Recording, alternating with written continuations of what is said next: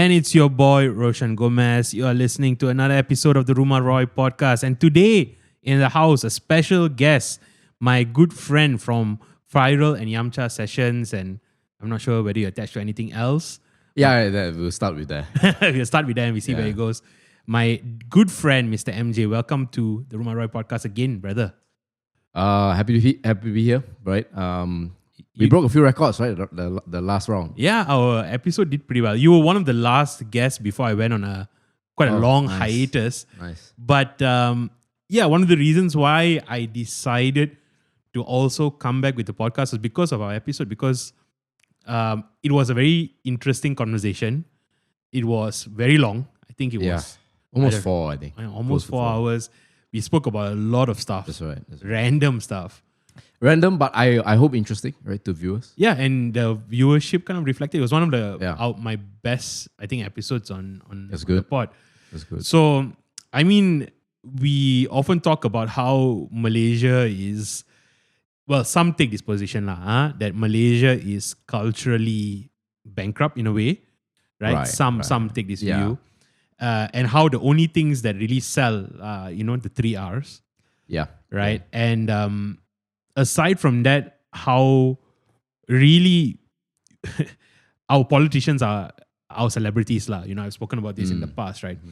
And so there is this idea that, you can't really have good things in Malaysia because people don't really value it. I'm not saying that this is necessarily true, but I think our discussion showed that, there is a demand. There is a demand for not just the junk food out there, but also something a little bit more meaty. Nutritious, Something to sink your teeth in, right? So, thank you so much for coming on, man. Always happy. I can't help but notice that you have a glow about you. Okay. The bliss. I can see the bliss of love. Sort of. Love and relief, right? Relief. I can see the joy of a young married man. Yeah. Young. Okay. You just got married, bro, right? Yeah. Over the weekend, yeah. We are filming this on Thursday, right? Yeah. So literally last Saturday? Saturday and Sunday. So we had a church wedding on Saturday, and then Sunday we had the dinner, the reception, right? I think that's the right word. So that's one of the things that sort of has changed from the last time we had a conversation, because I think that when we had a conversation, you were not yet single. I was single. You were single. Right? That was the year 2022 where I met my now wife. But we did the podcast somewhere in April, May, and then I met her in December. Yeah, so literally that podcast older than our relationship. That's how long you have been away as well. I want to say that conversation was so meaningful that it prepared you. She has not heard of it, and I've not told to her about you. She was like, podcast, is it YCS? I thought YCS was on Friday or filming. So no, this is another one. Which one? Then I'm like, long story lah. I'm like the other woman that you have kept away from the relationship. Kiara, we have to cut that out. We have to bleep that. How has it been? How has it been? The entire process of dating, getting married, and the whole thing. Actually, it was quite smooth, I have to say. I think we got together quite quickly, actually, after first meeting, mainly because we met through online. So one of the perks of meeting someone online is that typically, unlike the natural way, let's say through school or work or common friends, the classic ways, there's a little bit of a guessing game, there's a little bit of strategy or what if, gauge interest. Whereas for dating apps, especially the app that we use, which is Bumble, it's very clear. The woman has to be interested in you because she has to send the first text. Yeah. So she did that, and we met, and quite quickly we got together, and then we also had the common understanding, we need to progress, right? So last year, July, I proposed, and then actually I got married in December last year. So technically I've been married for about eight months now. Right. 8 months, yeah. So this is more like the ceremony, the outward announcement, declaration, you can say. Oh, yeah. But I already had one in December. Just the closer family. Just like 11 of us. 11, 12 of us. Her grandparents, my parents, her parents. Yeah. I mean, I've known you for a while, and you're definitely someone that leans more towards the intellectual, right? I think you think things through quite carefully. I would like to think so, yeah. Yeah, and I wonder in matters of the heart, how does that translate? Do you find yourself looking at your relationship in a like kind of like just a logical thing? Is there any fear? Yeah, so I mean, this is something you can ask my wife, right? I mean, but she would say that sometimes she can't figure out like what I'm thinking or feeling. When sometimes really there's nothing, there's nothing going on. Just So yeah, it's just something I have to actively try to work on. Show like more affection, more attention, and because like I can pay attention to somebody without looking at them, let's say, right? But that may not be what they feel. Like say my wife would feel. I mean, like I can be doing something, then I can multitask. What she's trying to say, and I can communicate. Not always, right?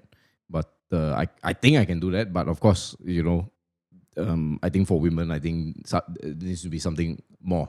So something for me to improve on, to work on. So yeah, little things like that. But as far as how we progressed the relationship, it was mainly I have like a inverted approach to marriage. So I think a lot of people ask what makes a good marriage. So you go, let's say you do a street interview and you ask people what makes a good marriage. They'll give all sorts of answers, some good, some not so good. But I sort of invert that. So I don't ask what makes a good marriage. I just ask what makes a bad one. So we know there are 4 causes of divorce, right? In fact, I would say the best person to talk to before you get married is a divorce lawyer. Sure. There's a very famous guy in New York. He's a top content creator. He has his own wiki page. I forgot his name already. I think it's James or something like that, right? You just talk to them, right? And then you ask them what are the main causes. And my research was that really there's only 4. I think the first one is faith, right? I think if you have a different one, I think it's going to be very difficult. Now, I want to be more specific, like serious faith, right? You get people who are Catholic and let's say Buddhist, right, or Taoist, but they can be together because one don't take the other one seriously, or both don't really take it seriously. They just see their faith or their religion as sort of like cultural, just things like ritual. It's just ritualistic, Yeah. So in those cases, okay, not so bad. But basically, and it doesn't really matter what faith, as long as you are the same one, then that'll be good. So that's the first. The second is like in-laws, right? Are you on the same page in terms of dealing with the in-laws? Like, if let's say your mother-in-law is more important for both of you all, that I think that marriage can work, right? That means you sacrifice everything for your mother-in-law. I think issue comes when one thinks the mother-in-law is more important, the other thinks it's not, right? Something else. Yeah. So you got in-laws, and then you have kids as well. How you plan to raise the kids? That needs to be ironed out. And then the fourth one will be money. So then I went through all this, just make sure that we are like almost aligned. You can't get like 100%. So I would argue that if you can get 4 of these right, apart from other usual ones like infidelity and all that, but these big 4 ones, it's hard to. I would like to think it's hard to break the marriage. So I just took that approach, and then my wife agrees with a lot of things. There's still things to work on, obviously, but I would say people should try and approach marriage in an inverted way. Any fear as the relationship progressed, as it became more serious, as the commitments deepened? Yeah. Any fear, any trepidation, any doubt? Funny enough, not really. Of course, you have like discoveries all the way. So after we got married in December, we started staying together. So it confused a few of our Christian friends because they thought we were cohabitating prior to the wedding ceremony. But we already got married, right? We have a pastor to bless us, before signing on the dot in December. So technically we are not cohabitating. But yeah, through that process of 8 months staying together so far, so you always discover things, likes, dislikes, how well they wash the sink, little things like that. So I wouldn't say there's like fear or anything. It's just like discovery, maybe. That's a big one. Like all small little things, learning about each other. Yeah. I mean, it won't be a surprise to anyone that I'm a little bit more traditional. Yeah. And I don't think just in a religious sense, but I think, I subscribe to that men and women are generally very similar, but in the differences, we are very different. And I think that the way we are valued, our incentives are going to differ between men and women. And especially for men, I think like in the past, right? Tradition was very strong. So there was no like, am I going to get married? Right? It's just a given. I'm going to get married. Right? But now that in society, it's become an option and a lot of things are being like sort of deconstructed. That's why a lot of people are facing like analysis paralysis. Right? You have too many choices and then you end up not choosing anything at all. Right? So I think for a lot of men, right? Because there's a difference, right? With a woman, ultimately there is a biological clock if you want to have a kid. Yeah. But a man is not incentivized in that way. Yeah. Right? So that's why you have generally a problem of men staying boys because they're not incentivized to grow. That's right. Yeah. Whereas, that's why girls mature faster because they hit puberty generally earlier. So you're going to find them maturing at a faster pace. So I just wonder, for you, thinking it through logically, let's keep faith aside for now. Is there any upside or pros of getting married? Do you think that the concept, the institution still makes sense in like a modern setting? So what I realized was that, like, especially in the Chinese, more Asian context, the belief is you have to be fiscally ready, then get married. That's like the process. So money first, then marriage. Like I have a nephew, but we're very close in age, so we're like maybe 5 years apart. He came for my wedding, and I know he has been with a girl for more than I have, right? I think almost one zodiac cycle, 12 years. He's been with this girl since they were Form 3. So now he's like, what, 27, 28? That's a crazy way to one zodiac, one zodiac cycle. Yeah. One zodiac cycle. So, and he has not even introduced her. No, he has introduced her to his parents. By the way, he's a lawyer.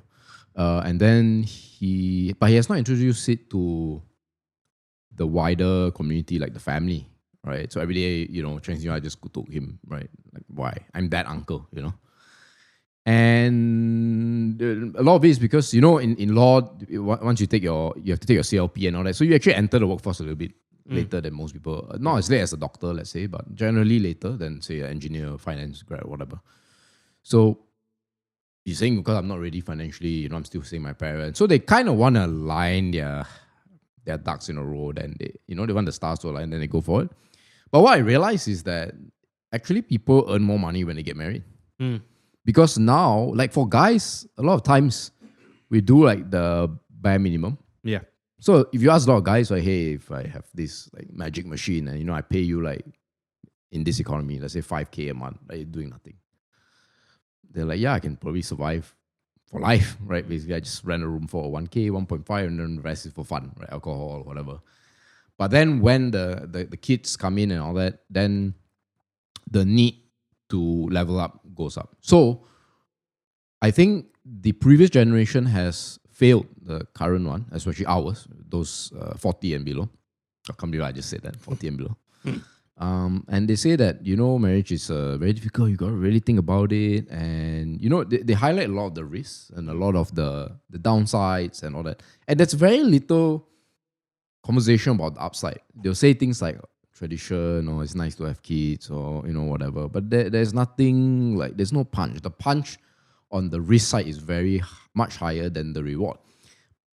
But we know that cannot be the case because if literally that was the case, we would not have human beings, right? And we would violate, God's command of, being fruitful to multiply. So what exactly is the case, right? And I think we cannot use the obligation part, right? Like, oh, it's your duty to get married, or is your like the Elon Musk way of looking at things. You have to populate the earth. I think it's more that actually it's quite selfish in the sense that as a guy, you're gonna level up as a result. Yeah. Right. Yeah. That's like if you play video games, right? You play like what video games you play in the past where Diablo. Right, Diablo. Okay, great. Okay. So you know that there's a map, right, usually, and then you have a starting point. then you know to reach the end boss or the next portal or whatever, you know that there are multiple roads, right? Multiple ways. There's the short way and then there's the long way. Yeah. What way do you take usually? The short way. So why do you avoid the long way? I just want to get to the end, I guess. I mean, I wanted to. Okay. Yeah. So when I speak to a lot of gamers, including myself, we will actually take the long way when we play a game. Yeah. You know why? Why?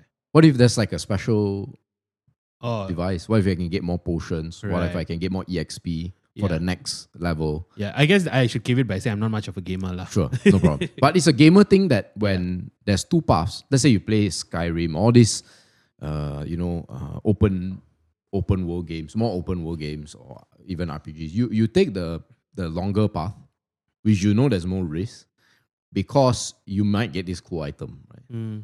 That will help you in the future. So I think it's somewhat similar. Where of course it's going to be harder if you have kids, but the question is what you're going to get by taking this longer route. Yeah, me and John had a kind of a back and forth where we were talking about boomers, and I was kind he's of a hater, lah. Yeah, he was. To be fair, I contribute to the hate a bit, but yeah. Yeah, so I was taking more of trying to give a little bit of grace towards the boomers, But I have to admit, I mean, he had some points, right? And definitely, I do agree that the millennials growing up, we had a very weird upbringing, right? Yeah. Because we were really a transition generation in so many aspects, right? Like in social media, in technology, in the way we connect with people. But we also had the experiences of our parents. I mean, we were encountering like divorces. Our parents never saw divorces in the community. But we were the first to experience our friends getting divorces or our friends of different orientations coming out. We really experienced a lot of things for the first time, and there was no blueprint. I mean, the taboo was broken, I would say, starting from the boomer generation, but I think ours is very, very normal already. Yeah.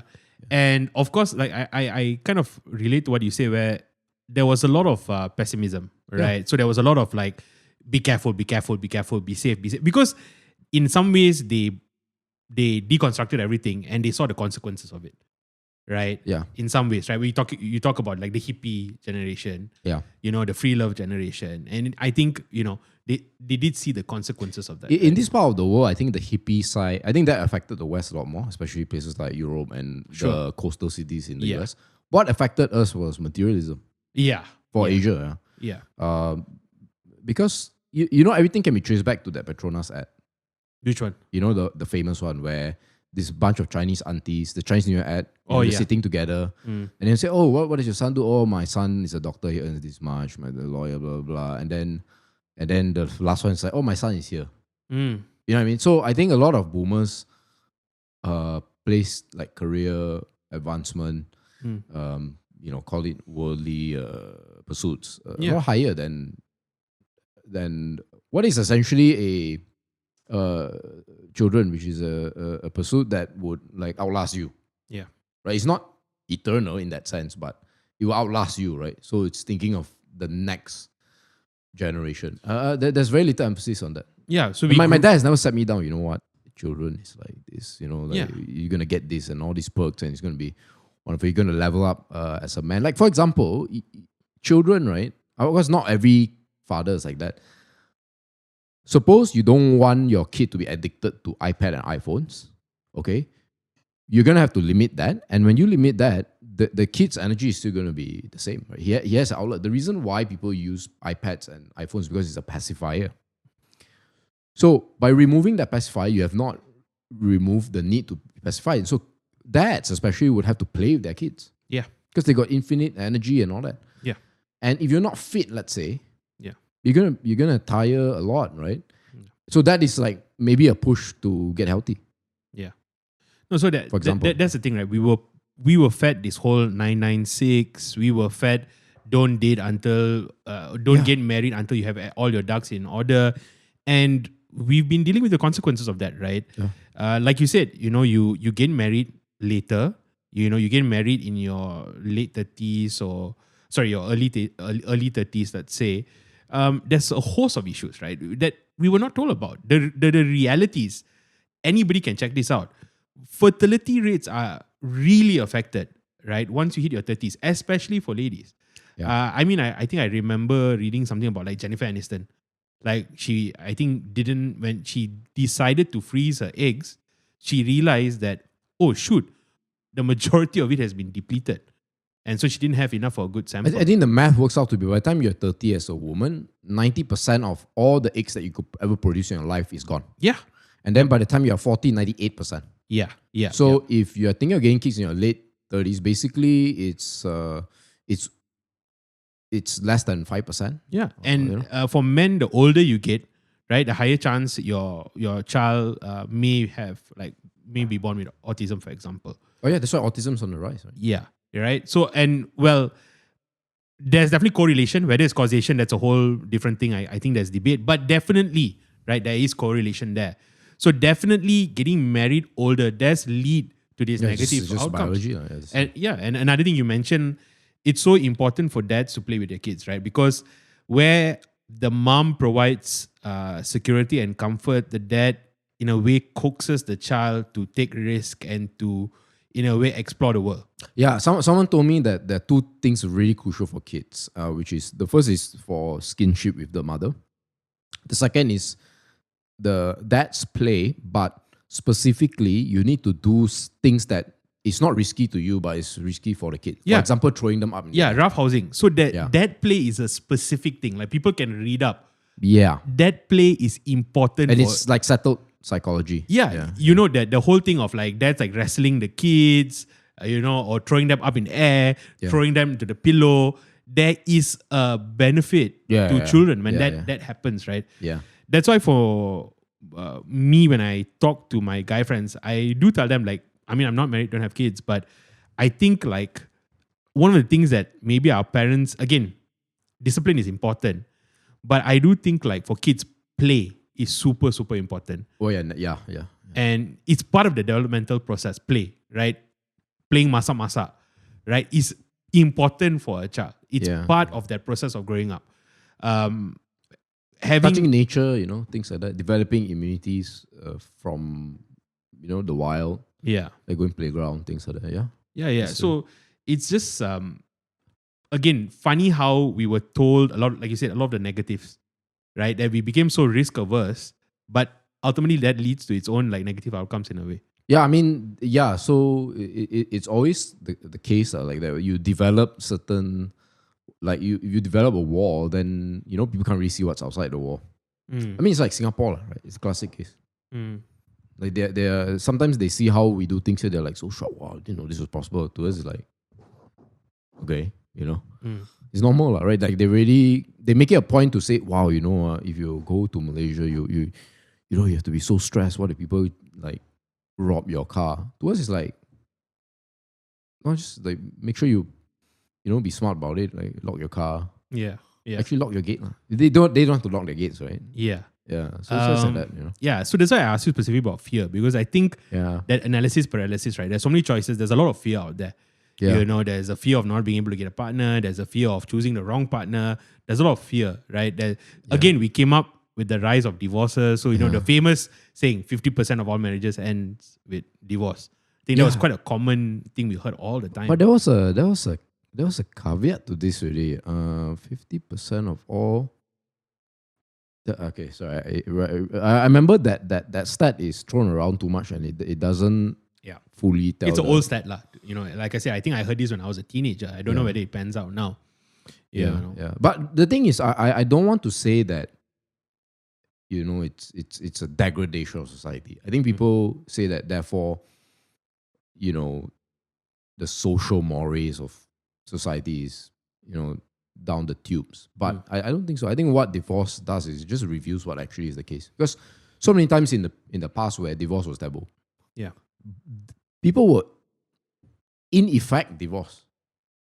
Right? They were not intimate anymore. They were abusive. So they were almost like might as well. Yeah. Of course, we shouldn't, right? We should try to work things out. But like systems are important, right? Like systems have a function. But the problem with systems are that when they become self-moving, it can become rigid, right? So, for example, you could have started something for a very good reason. Like for example, let's say it's something like don't put your laptop at your back seat, otherwise someone's going to break your window. All right. So there's a real issue there. And then we create a solution. Never keep your bag at the back seat. Yes, right? yes. And then over years, that can morph. Right? Morph to the fact that it becomes like a social taboo. Right? If you put your laptop bag at the back seat, it's bad luck. Yeah, Right? Something like that. Right? Yeah. And then eventually you forget what's the reason that originally the solution That's came tradition. about. That's That's tradition. Yeah. Right? There was an original problem. There was an original solution. People systemized it. Right? People reap the benefit of the systemization, And they but forget, they forget. Right? Then you have to deconstruct and redo the whole thing all over again. And I feel that's the case with marriage, because I think with the previous generations, they didn't have to really ask why. They just knew they had to. And maybe for some of them, it was necessity, right? For a woman, right? She had to, right? It was, she couldn't, society was arranged such that she couldn't, provide for herself. So she had to get married. For a man, like you said, maybe it was some sort of security, right? Like I had a client tell me that when he was studying in Johor, Right. he got a scholarship to Taiwan. So he was bragging to me, he's an elderly gentleman, he's already in his 70s. He said, Roshan, when I was young, I had many girlfriends. But when I decided to come back to Malaysia, I told myself I wanted to be successful. I wanted to be wealthy. So I knew what I needed to do was I need to get married first and sort that out so that I don't have to waste money dating and, all this stuff. So he got married to a Taiwanese lady and brought her to Malaysia. And that started, then he said, okay, settle, kids, now I can just focus on my career.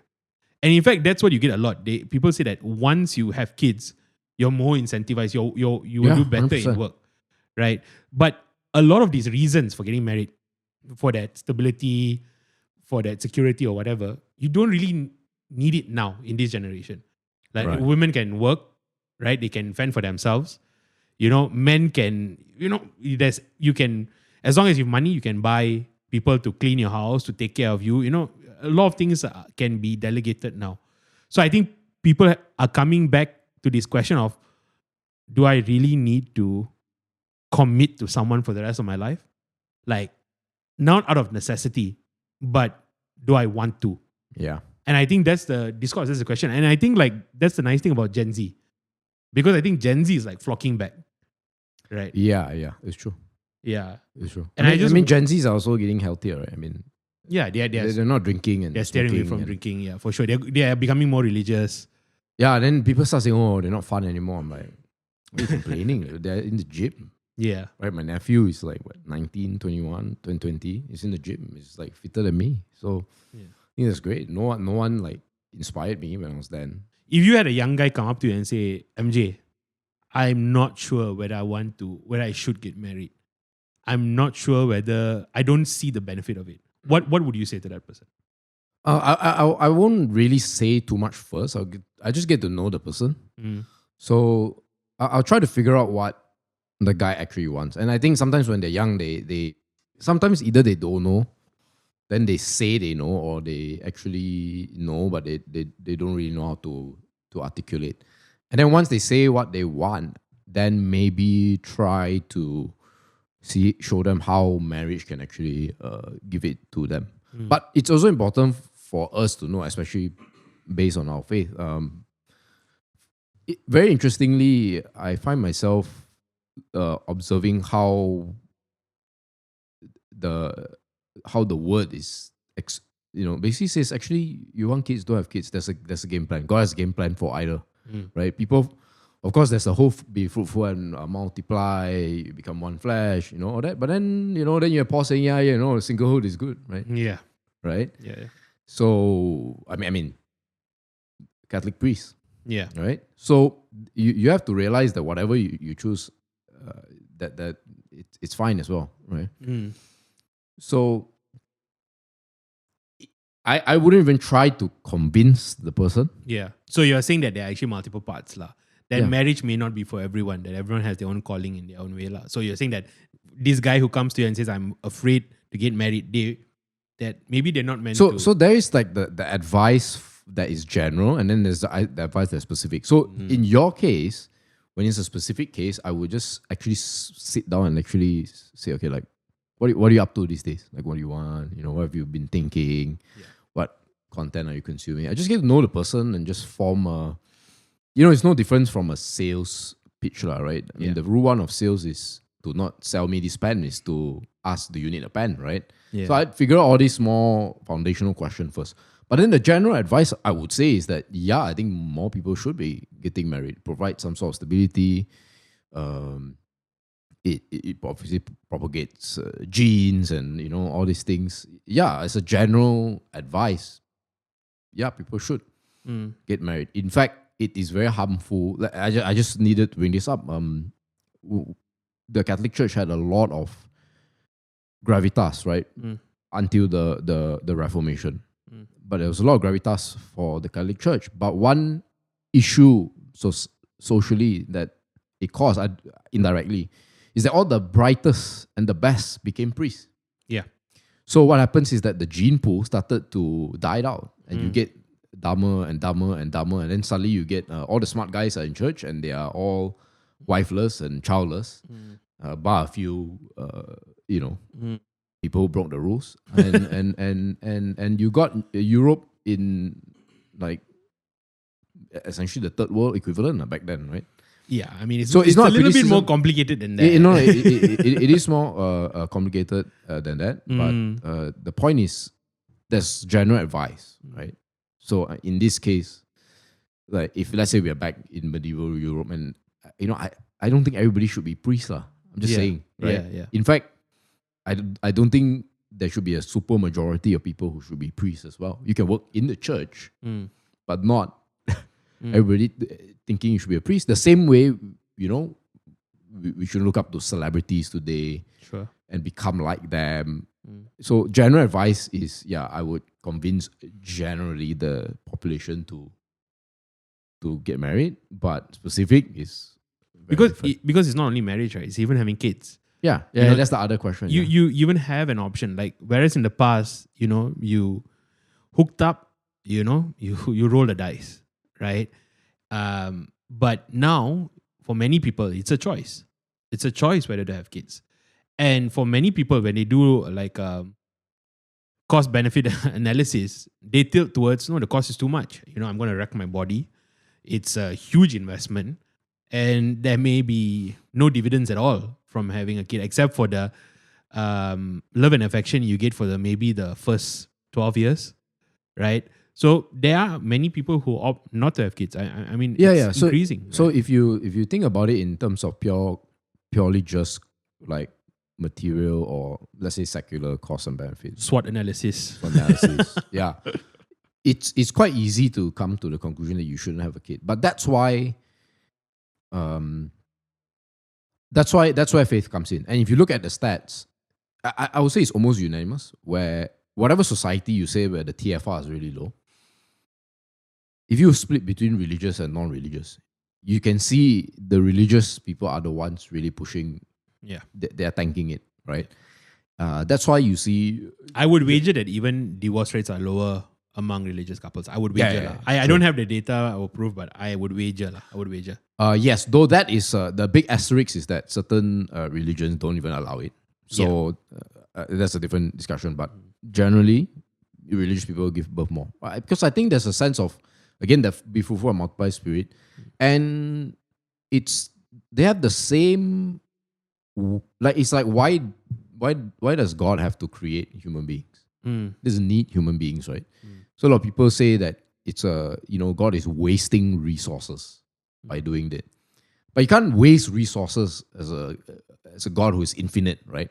And so the reason he creates is just as an expression of the love that he wants to have for his species. He didn't need Adam and Eve. Doesn't need it.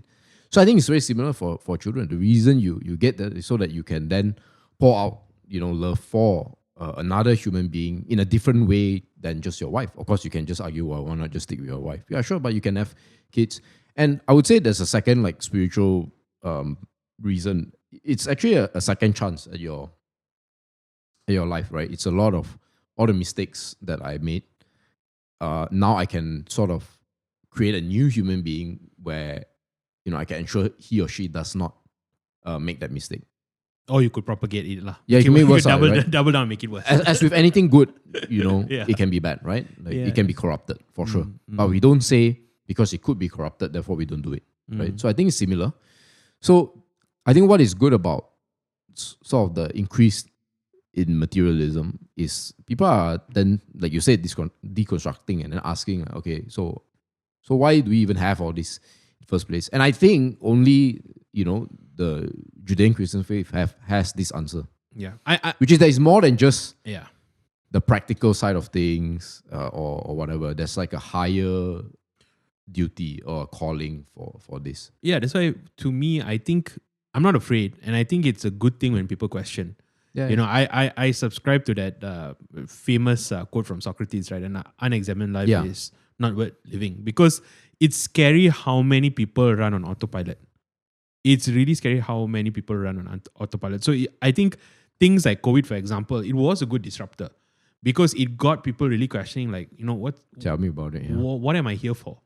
Yeah. Like everything is so like arbitrary. I mean, that's why like moments of pain can be a great like eye opener, right? Because it gets you to question like that like your system suddenly malfunctions, right? And suddenly you sort of awaken and you're like, actually, why am I here? Even like philosophers like, for example, Aristotle, he talks about like what is a good life, and the way Aristotle would look at what is a good life is he would look at like the function, for example. So like Aristotle would, telos, right? the ultimate end of that thing, The right? design, yeah. Yeah, so Purpose of like design. Aristotle will say like whether if I want to say whether an eye is good or not good, I would have to first ascertain what's the function of the eye. Yeah. So an eye is to see, right? So for example, if you're wearing glasses, right, I would say you There's a don't have, defect. Yeah. you don't have great eyes, Yeah, right? I know, Because yeah. it's not fulfilling its ultimate function. And so like you could extrapolate that to other dimensions in your life. Like you as a human, right? What is your ultimate end? What is your function? What is your purpose? Because that can be a helpful metric to kind of like ascertain like, am I on the right track? Am I living life to the fullest that it can be, lah? Right? Yeah, I think the keyword you use is fullest. I think what happens with materialism is that we put the aim to be like good enough or survive. That becomes the target. But if you think about it, like that, the objective of life cannot just to survive. It's like you don't need to put seasoning on your chicken, right? You really don't have to. Yeah. But if you to enjoy the chicken fully, you should put some seasoning, right? Yeah. So I think we are at the stage where, because of so much material wealth and all that, the chicken breast is always there. Now the question is, do we add on the seasoning? And people say no, we don't need the additional seasoning because it's too much of a hassle to get. We can survive on boiled chicken breast. That's good enough, right? I think it's the same for people who just want to, take holidays and don't want kids because they don't want to disrupt their fiscal situation. You're eating pork chicken, yeah, you can survive. I think no issue. But just like you say, it's like not living life to the fullest. Yeah, I mean, it's like music, like. Why do you need music? You don't need music. Yeah, right. I mean, I mean, it's quite. I've also heard this multiple times where people say, "I'd rather cry in like a Ferrari than in like a Myvi, for example." Okay. Right. I rather, I rather I rather suffer as long as materially, right, I'm doing well. And I mean, that might be true for some people, but I just question whether, I mean, if you really feel pain, right, I think whether you're in a Ferrari or whether you're not, right, the pain is still going to be the same. I would wager that. And I mean, we see people at the highest levels also still suffering, right? People who have everything. I think don't go so far, like Tim Tia now is doing like super well, right? The content creator. Yeah. And I think he just, I was seeing a reel from him and he's made crazy amount of money. Yeah. And he was sharing about how it didn't make much of a difference. He still feels empty. Oh, did he? Okay. I Yeah, didn't yeah, know he this. shared something like that. Okay. And in fact, you listen to people like Tony Robbins and all of them, they kind of say the same thing, right? Ultimately, wealth initially can be a great motivator. But once you have it, the benefit or the pleasure that you get, there's a high diminishing returns, Yeah. right? And ultimately, like purpose, right? Purpose, legacy, right? These things actually score better in that sense. I mean, we kind of see, right? We see at the highest level of excellence, right? We look at Elvis Presley, the OG, or we look at Michael Jackson, or we could look at like the girl who voiced Lilo and Stitch. Chester Bennington, Robin Williams, right? People who have achieved the highest, literally they are worshipped. Yeah. People are screaming, fainting, right? They're adored, right? And they fall to drug use, substance abuse, right? They do like wild things, They need to weird feel, things. right? That's the thing. Yeah, They need to feel. So the ultimately, right, we chase this sort of. Don't get me wrong, money is important, right? Making a living is important. Having shelter is important, but the cap is low, lah. You're going to quickly achieve a level that once you have it, you're going to realize that it still doesn't really make me a better human. Yeah. It doesn't help me achieve my telos, my final, my function, my purpose. Money can place you in a right position, but it can't give you purpose. Yeah, that's true for a lot of things as well. I mean, that's why it's an idol, right? For a lot of people, money. But your spouse can be an idol, your everything. And every time you point towards this, that's when you will not get what you want. Yeah. Yeah, and that's why this desire of getting what you want is quite frankly otherworldly. It does not belong to this world. Yeah. Because it's not from this world. For most people, I don't want to generalize that, right? So for many people, maybe, they can coast through life and just, tending to their garden, so to speak, is sufficient. But I think for a lot of people, I think meaning is really important. Yeah. Right? And I just think that if not now, later down the road, not having a family, I think that's what you lose out, lah. That sense of purpose and meaning. Of course, you can get it from community and things like that. But I think having a brood. No, but you see, the thing, when you say you can get it from community, that community, whatever it is, you need to cultivate also. So, very interesting story because there was a person twice my age. He sent an email, a query email to my work, my Firl work, which is finance, investment related, right? So, but then he asked like, oh, how do you handle or manage retirement? And he's not asking from a financial perspective, which is kind of weird because, right, he already has the finances locked down. And I was a bit taken aback with the question because, like, you're twice my age. Like, what? You're basically my dad's age, right? Yeah.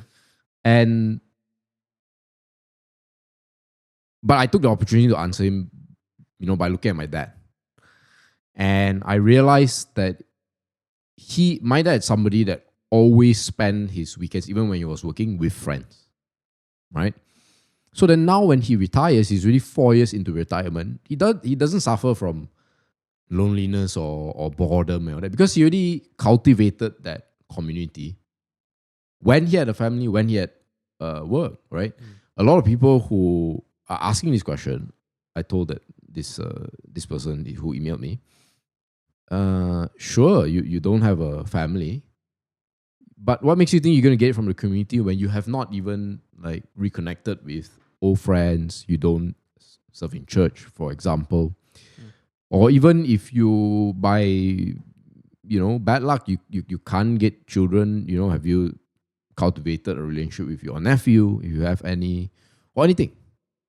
And often you see that these people, they do well in their careers and they rise up so quickly and they can retire with all the money that they ever need, and then suddenly they're like, it's just them. There's actually dual whammy, right? A lot of people who are like quite high up in the corporate world, suddenly now no one really cares about them because your title is gone. Yeah. You have the money, but you have no influence anymore, right? Yeah. Because you did it on borrowed influence. Yeah. Rather than if you were a business owner, it's different, right? That's more everlasting. Yeah. But if you are doing corporate, you know, people listen to you because of the title that you have. So you lose that, and then you also, because you're so enabled by work, and then suddenly you realize you don't have much friends, you know. So a lot of people now, they are like, hey, you know, class of 77, you know, we should get together. Oh wait, only half of us is alive. Yeah. Like I didn't attend his funeral, you know. Yeah. You know, it's so funny. Our relationship with money also is so odd, right? Because the way we interact with money, it can like greatly change, right? Like for example, I still remember, like it's like a trauma memory for me, where I remember when I was like maybe 10 years old, and someone came to school and they were selling those special marker pens where you could like, you know, you could use the color and then you could take another marker and change the color if you crossed it. Yes. You know, there was like like magic markers in then a you way, could right? also remove it, right? Yeah, exactly, right? And I remember, like you make it transparent again. yeah, I remember asking my mom money to buy like a set, right? I think whatever 20 ringgit or whatever it was, right? And I bought it and I lost it on the first day, right? And I remember that being like, I cannot imagine wasting 20 ringgit because the money was huge at the time. And that has happened throughout as I've gotten older or in my career. Like, I couldn't fathom, when I first started practice, I couldn't fathom charging this certain amount, right? But now it's like second nature. Yeah. You know, when I was younger, I had a different idea of how much I needed to be in my account. Now I have a totally different number. Yeah. And very quickly, you realize with money, what you wish you had, once you have it, it just becomes the new norm, and then it's a new ceiling. Yeah. It kind of like never, you know, it never kind of like satisfies, right? I this is not really a permanent solution. You raise a very good point, right? Because they're shifting the goalposts always, right? This is not really a solution, but this is the best non-religious solution to people experiencing what you're describing, and that is to treat it as a game. These are the people that excel. So it's still a form of cope, but it actually cushions a lot of the striving and the unfulfillment. Right? You just see it as a game. Yeah. And so people who are at the top of their game in money, they just see it as such. You know? No, but that's why they call it the rat race, right? They call it the rat race. They compare people who work in corporate companies like lemmings, for example, because I think the idea is it's not wrong to make money. You know, it's not wrong to be, you know, to want nice things. But I think if you do it without thinking about why you're doing it, if you're doing it for the sake of doing it, I think that's where you run the risk of one day, you know, you retire and you're going to feel completely lost because you didn't know that all the while, actually, it wasn't the money. It was whatever that was satisfying you, right? Yeah, I think when it's no problem, when you're just like stacking chips, right? It's not very useful. That's why funny enough, people who actually end up making more money don't have this obsessive need to save, and they don't like track their net worth. I need to update my spreadsheet. You know, they don't really do that. They just sort of have a sense that, okay, I can't really spend everything I earn, but with whatever I spend, a big chunk of it, yes, I need it to survive, but a big other chunk of it has to be used for, you know, growth, has to be used for blessing and things like that. There's this, it's not in the Bible, but it's like a Bible-derived Jewish way of looking at money. Now, whether you like Jews or not, okay, separate question, but you cannot deny they're good at money. So if you want to be good at money, you just listen to them, right? So it was saying like it's called the rule of thirds, right? Basically, you want to spare, you want to save 1/3 of whatever you have in like cash. Then you want to save 1/3 in, they call it what's the word? Or rather the way you invest, sorry, not the way you save. The way you invest your excess money, you know, 1/3 you want to put it as like idle cash. 1/3 you need to buy real estate, and the other third you need to do it in what they call merchandise. Okay, so these are old words, but translate to today, it means that you need to have a bank account, 1/3. So every dollar you make, you know, 33 cents go there. 33 cents should go into something that, you know, rain or shine, it pays you money. So it was real estate back in the day. Today it's not as clear cut, but call it bonds, call it REITs, dividends, FD, whatever. Oh no, FD will be cash. That'll be the other side.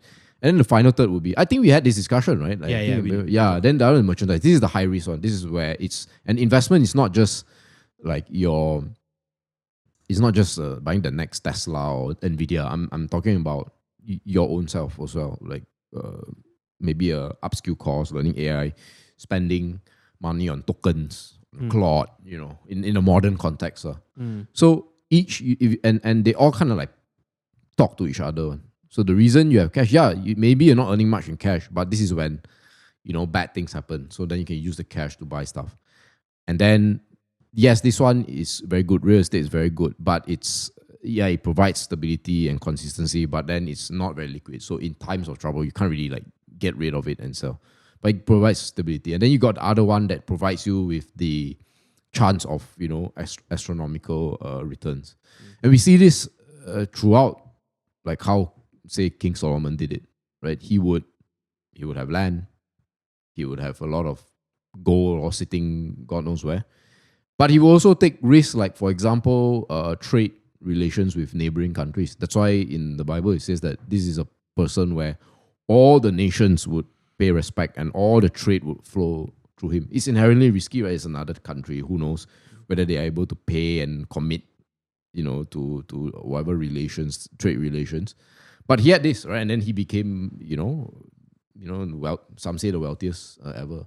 So it all had like a purpose. But of course, it all boils down to, you're actually just a steward. I think once you have this mindset that you are a steward, like it's not your money, it's your turn to take care of it. I think when you have that mindset, it changes everything, right? Because then if you lose money, then you're like, not my money. It's not really my not money. my money in the first place. it's basically God telling you, not that good, So I'll take it and go and give it to someone else. He's better, right?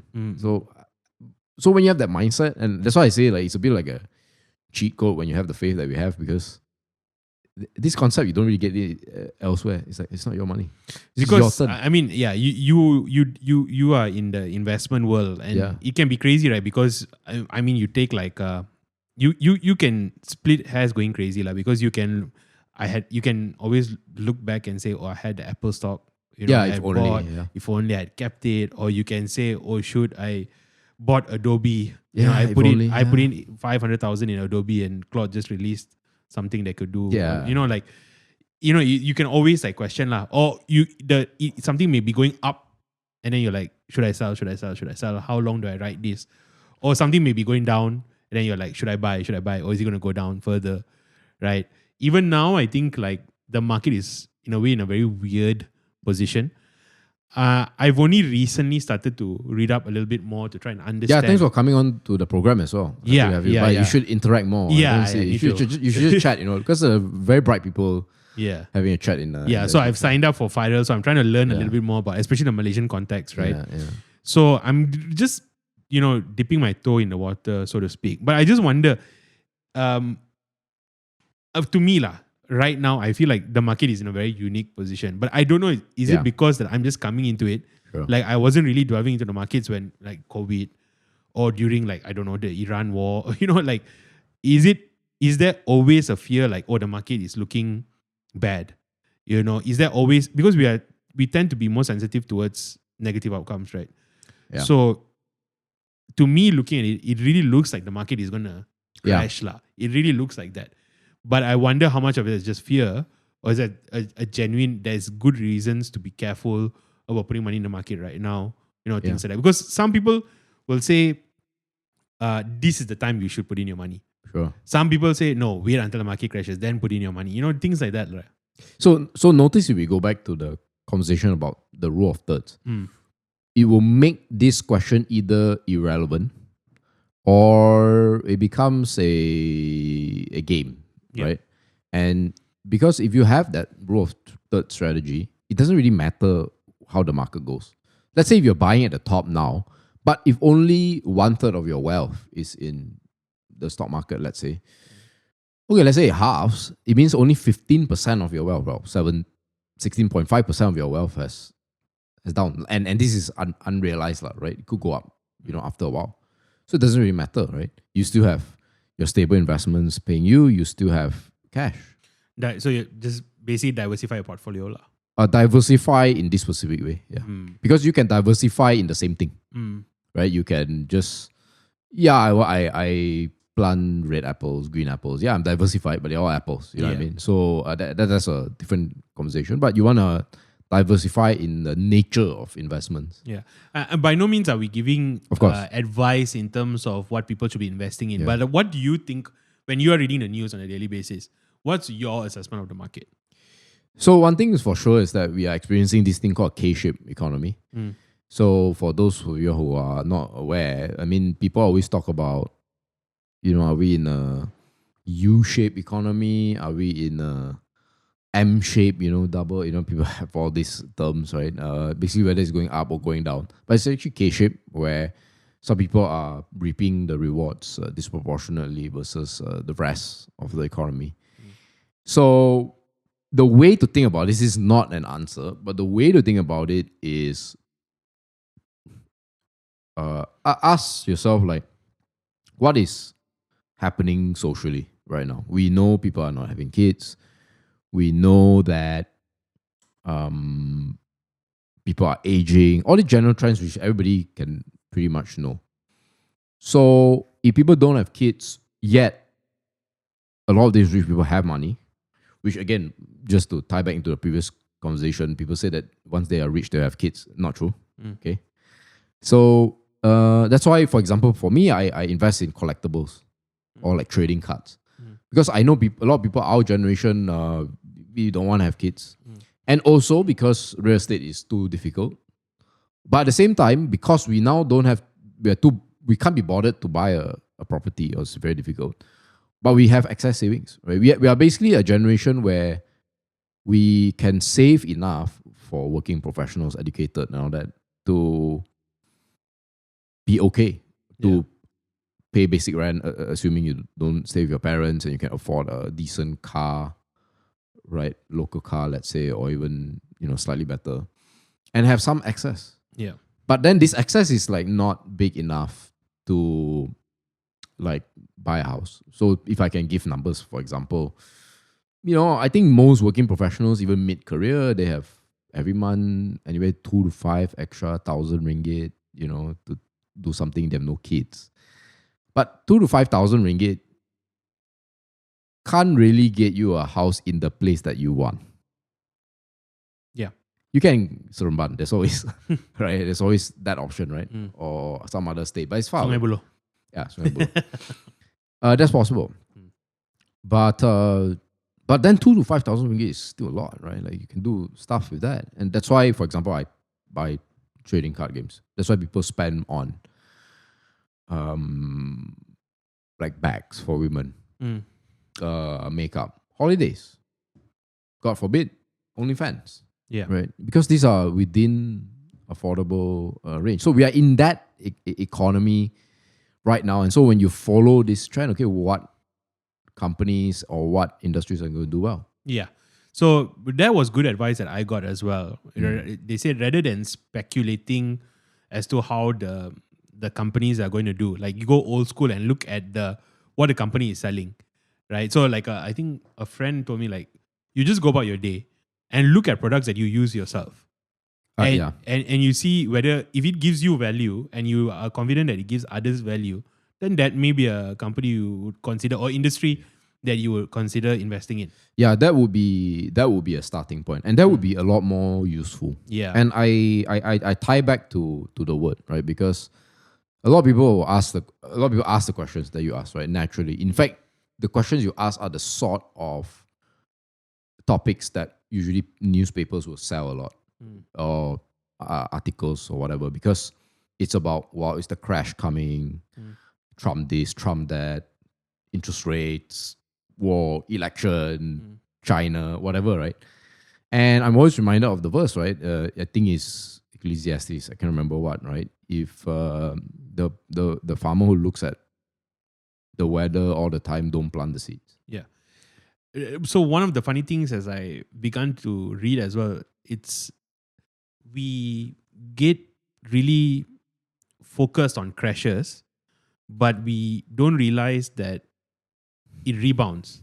Yes. And so, for example, if you take something like the S&P 500, and if you track it for the past 20 years, for example, Yeah. right, irrespective of the crashes, if you had stuck through that entirety of the 20 years, you're going to make a huge profit, Yeah. but you'd have to weather the downs first.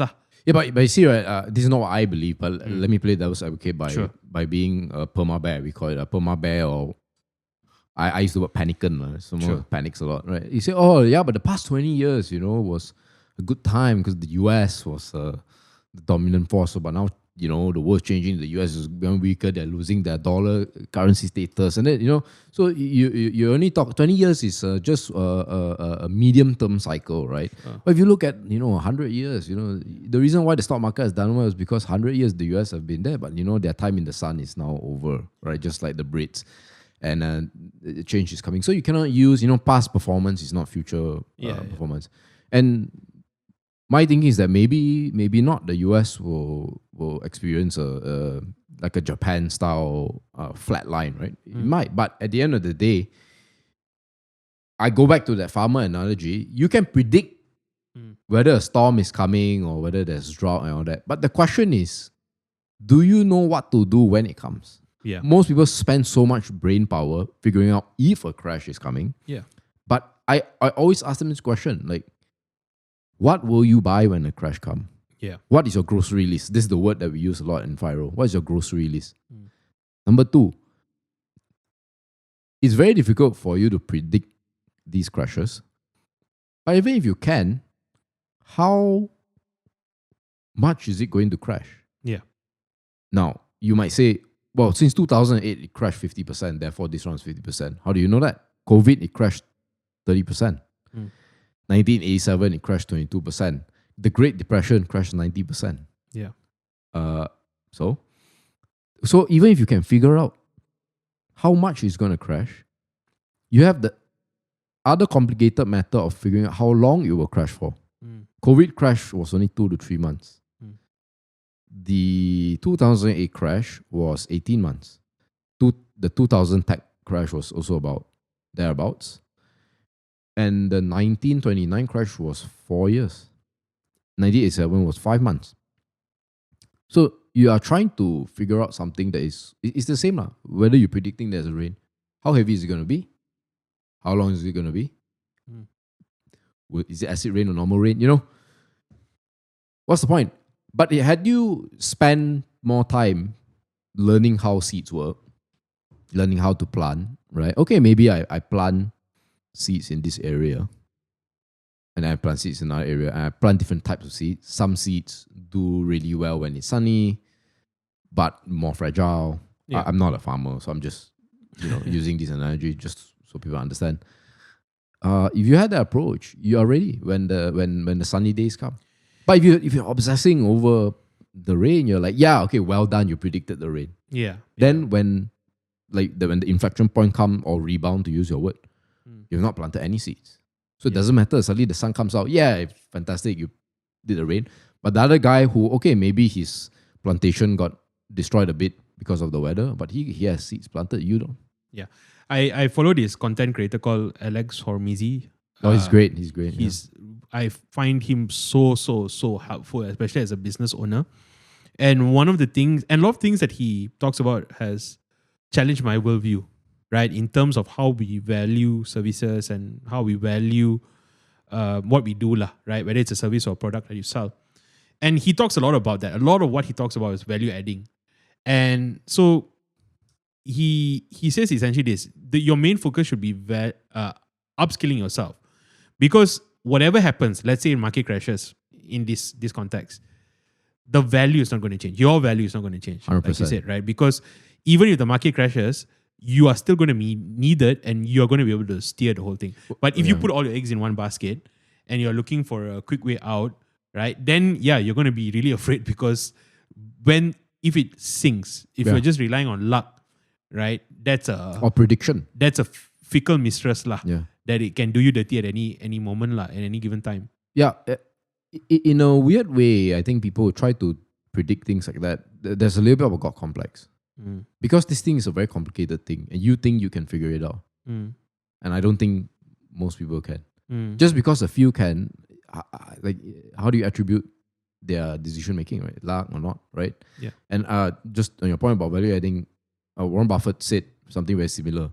Someone asked him the question, or what if is the US dollar going to be the world reserve currency? Is it going to tank or whatever, right? Like it's going to be like the Argentinian pesos drop 98% and all that.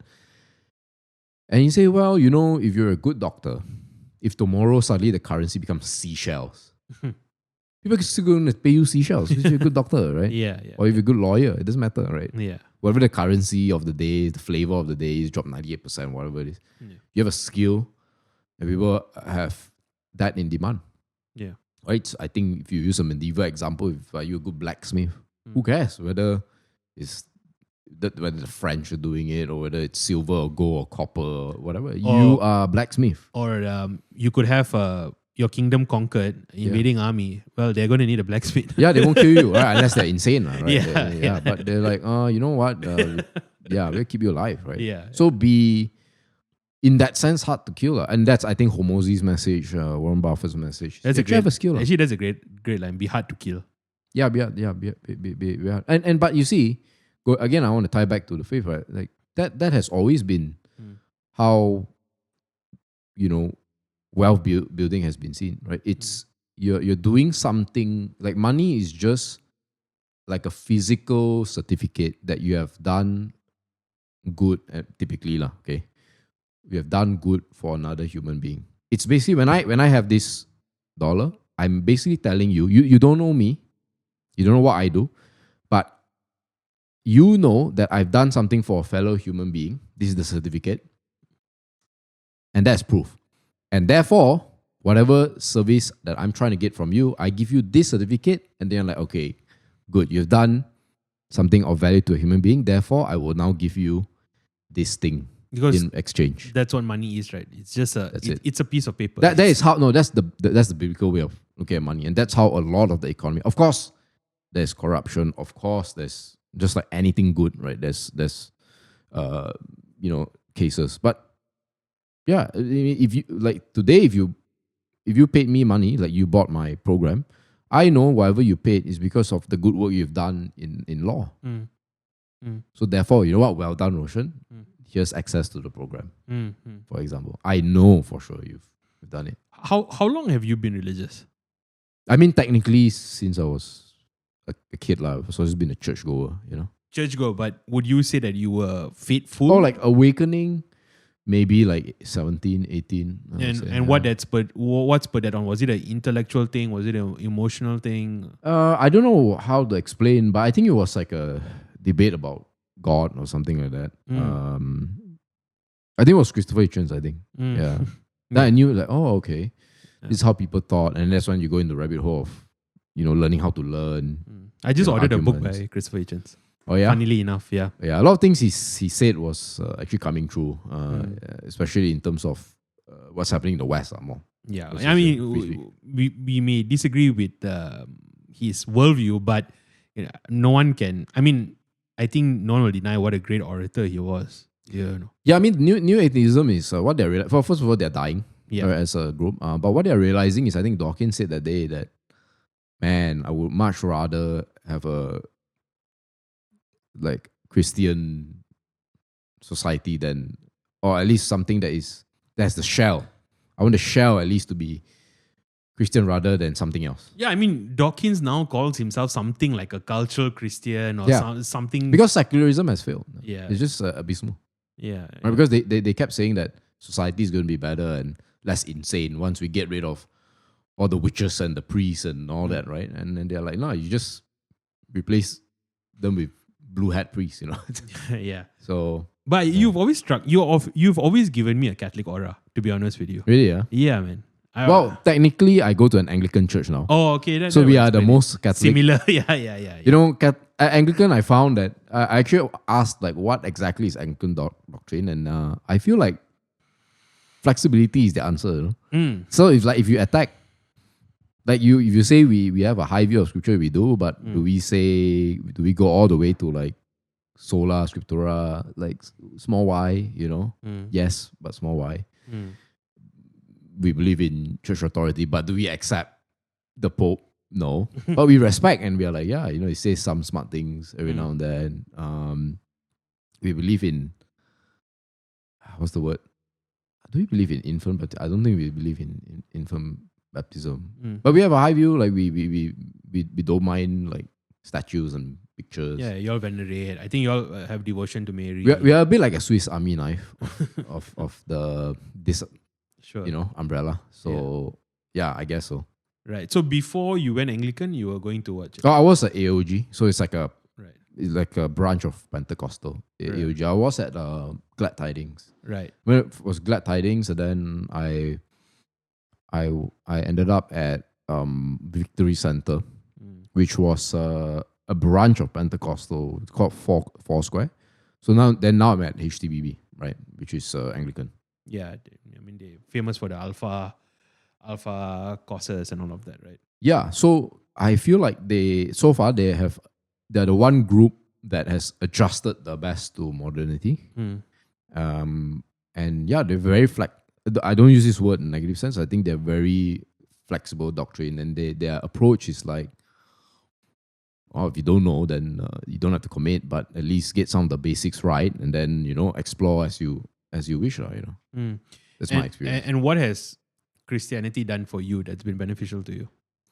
I mean, it's like that old like C.S. Lewis quote, right? Like it's not what was it? Something to do with the sun, right? It's not through I believe in it not because I can see the sun, but because of the sun, I can see everything else.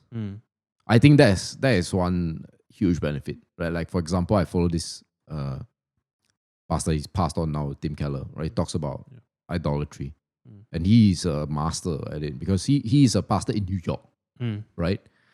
One could argue, a modern day Babylon, right? One could argue, and he's a pastor that resonates with a lot of people, and he talks about idolatry in a very simple way that I think everybody can understand. And how if you put certain things, and that anything can be an idol, and B, if you put it as if that becomes your idol, and then you see how your life messes up and those around you.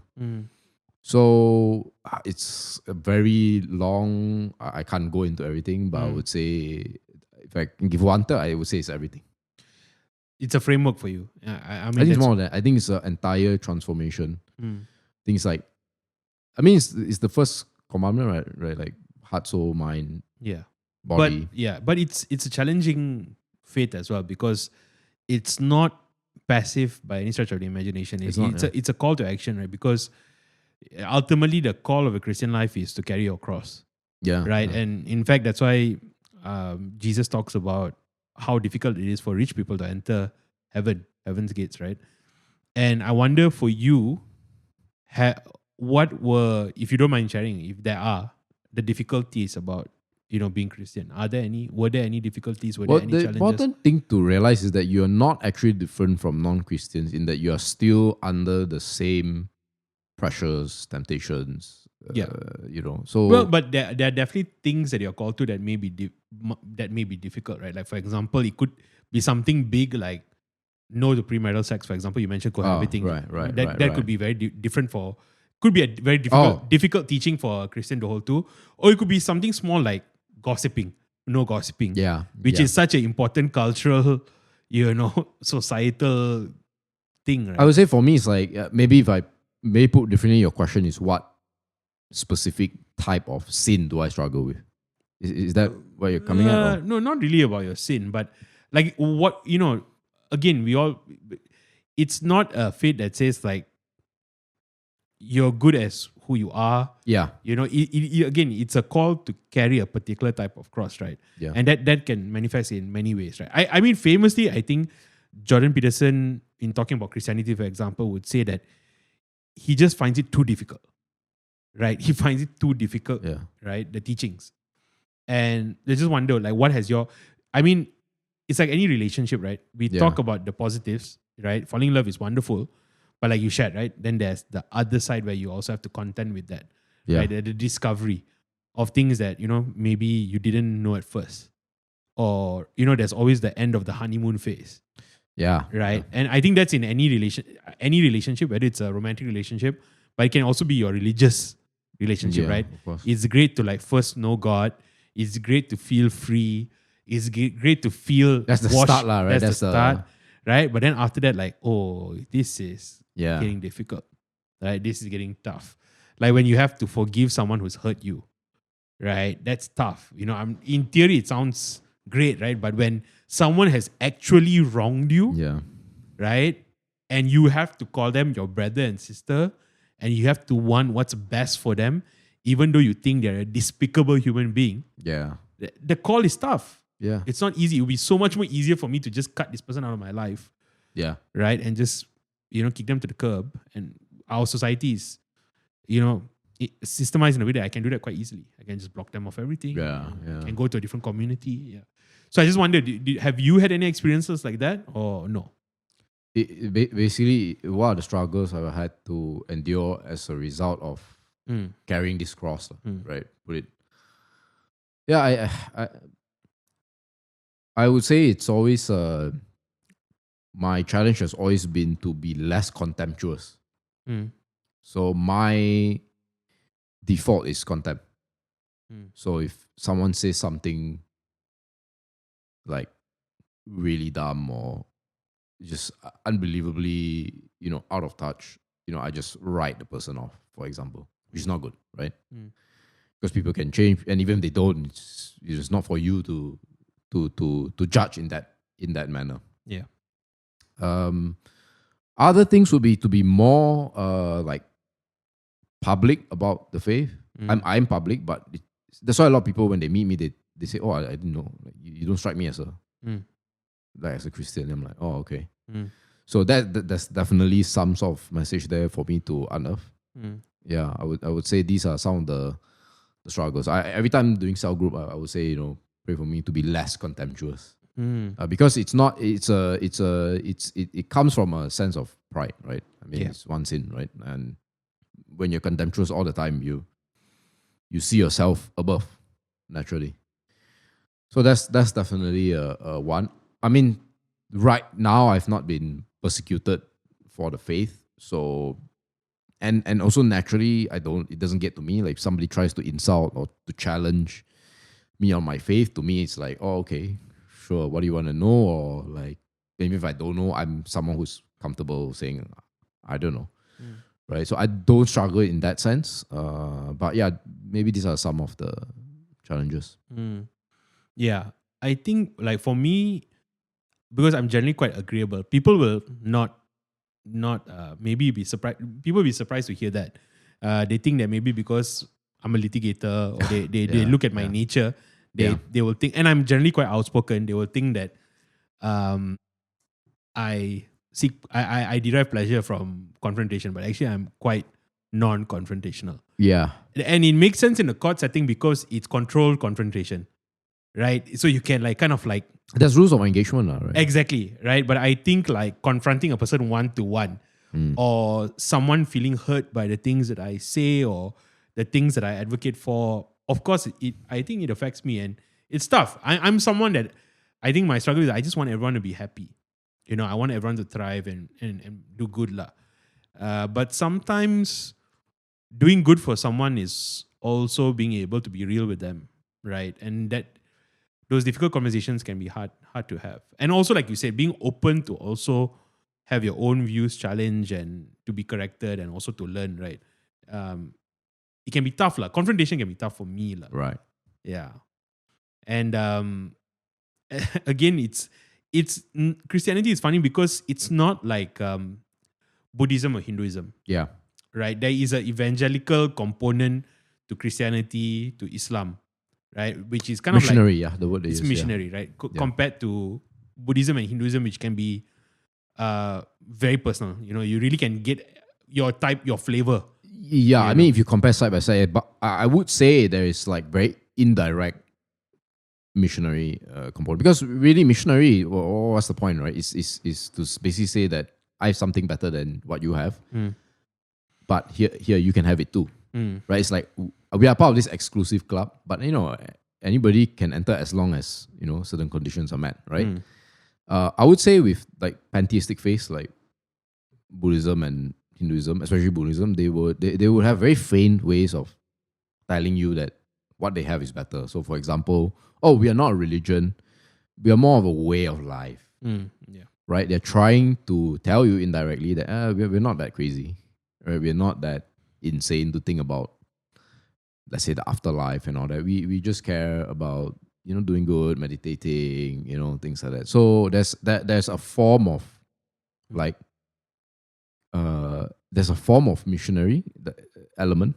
It's just more pull rather than push. Whereas I think for the Christian faith is more push. That means we really seek you out, right? We actually go to other people's country. Yeah. Whereas it's for Buddhism, it's like we are better, but you want to come, you don't want to come. It's up to you. It's hard to navigate. I mean, in Malaysia especially, it's hard to navigate because with Western ideals, there's a lot of emphasis on the individual. So you can make personal choices and it's fine. But for I think in an Asian community, right, the faith that you choose can really affect your community life, lah. Right? It can affect your family life. Right? It can affect the way you interact with your aunties, your uncles. Yeah. Like, I mean, I went for a wedding recently. And it was a Christian wedding. But some of the in-laws had like converted to Islam, for example, right? So they're Chinese, right? But you can tell that one of the aunties converted to Islam because she looks Chinese, but she's tudong and everything. And she's like in her 60s, 70s, right? But it was just, I was so, I really enjoyed observing because you could tell that her relatives came and like hugged her and spoke to her, right? And in a way, because I think there was like 1 or 2 tables only that were Muslim lah, right? In a way, they stood out a lot, right? You can tell that almost like something doesn't match here. I'm not saying this in a negative way at all. I'm not saying that this is like wrong or bad. I'm 100% that's not what I'm saying. I am just worried that I'm going to be misunderstood. Yeah, why is that one time my nasi lemak, Yeah, it's just like, it was so interesting to see the dynamic of like everyone is having this cohesive experience. Then you have like these 2 tables of relatives who are Muslim.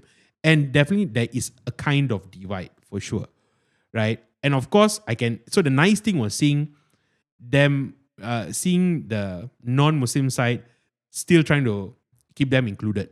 Because you could tell that you could see them that they were a bit isolated. So the family members who were non-Muslim were trying to like, include them and bring them into the group, right? And so that's the thing, right? With, I think, Asian families, the faith that you choose can actually have a big impact in the way you interact with your family members and all of that. I mean, just in the Chinese context, for example, we have this festival called Qingming, right? Which is ancestor worship essentially. So, we like as Christians, we do respect the dead, but you can't pray too. Yeah, we can't pray. We can't. So it's weird. It's weird in the sense that they're chanting prayers and they're burning the Mercedes and the fake money, but the Christians are just standing at the side. Yeah. And of course, some people accuse Christians of being like disrespectful and all that.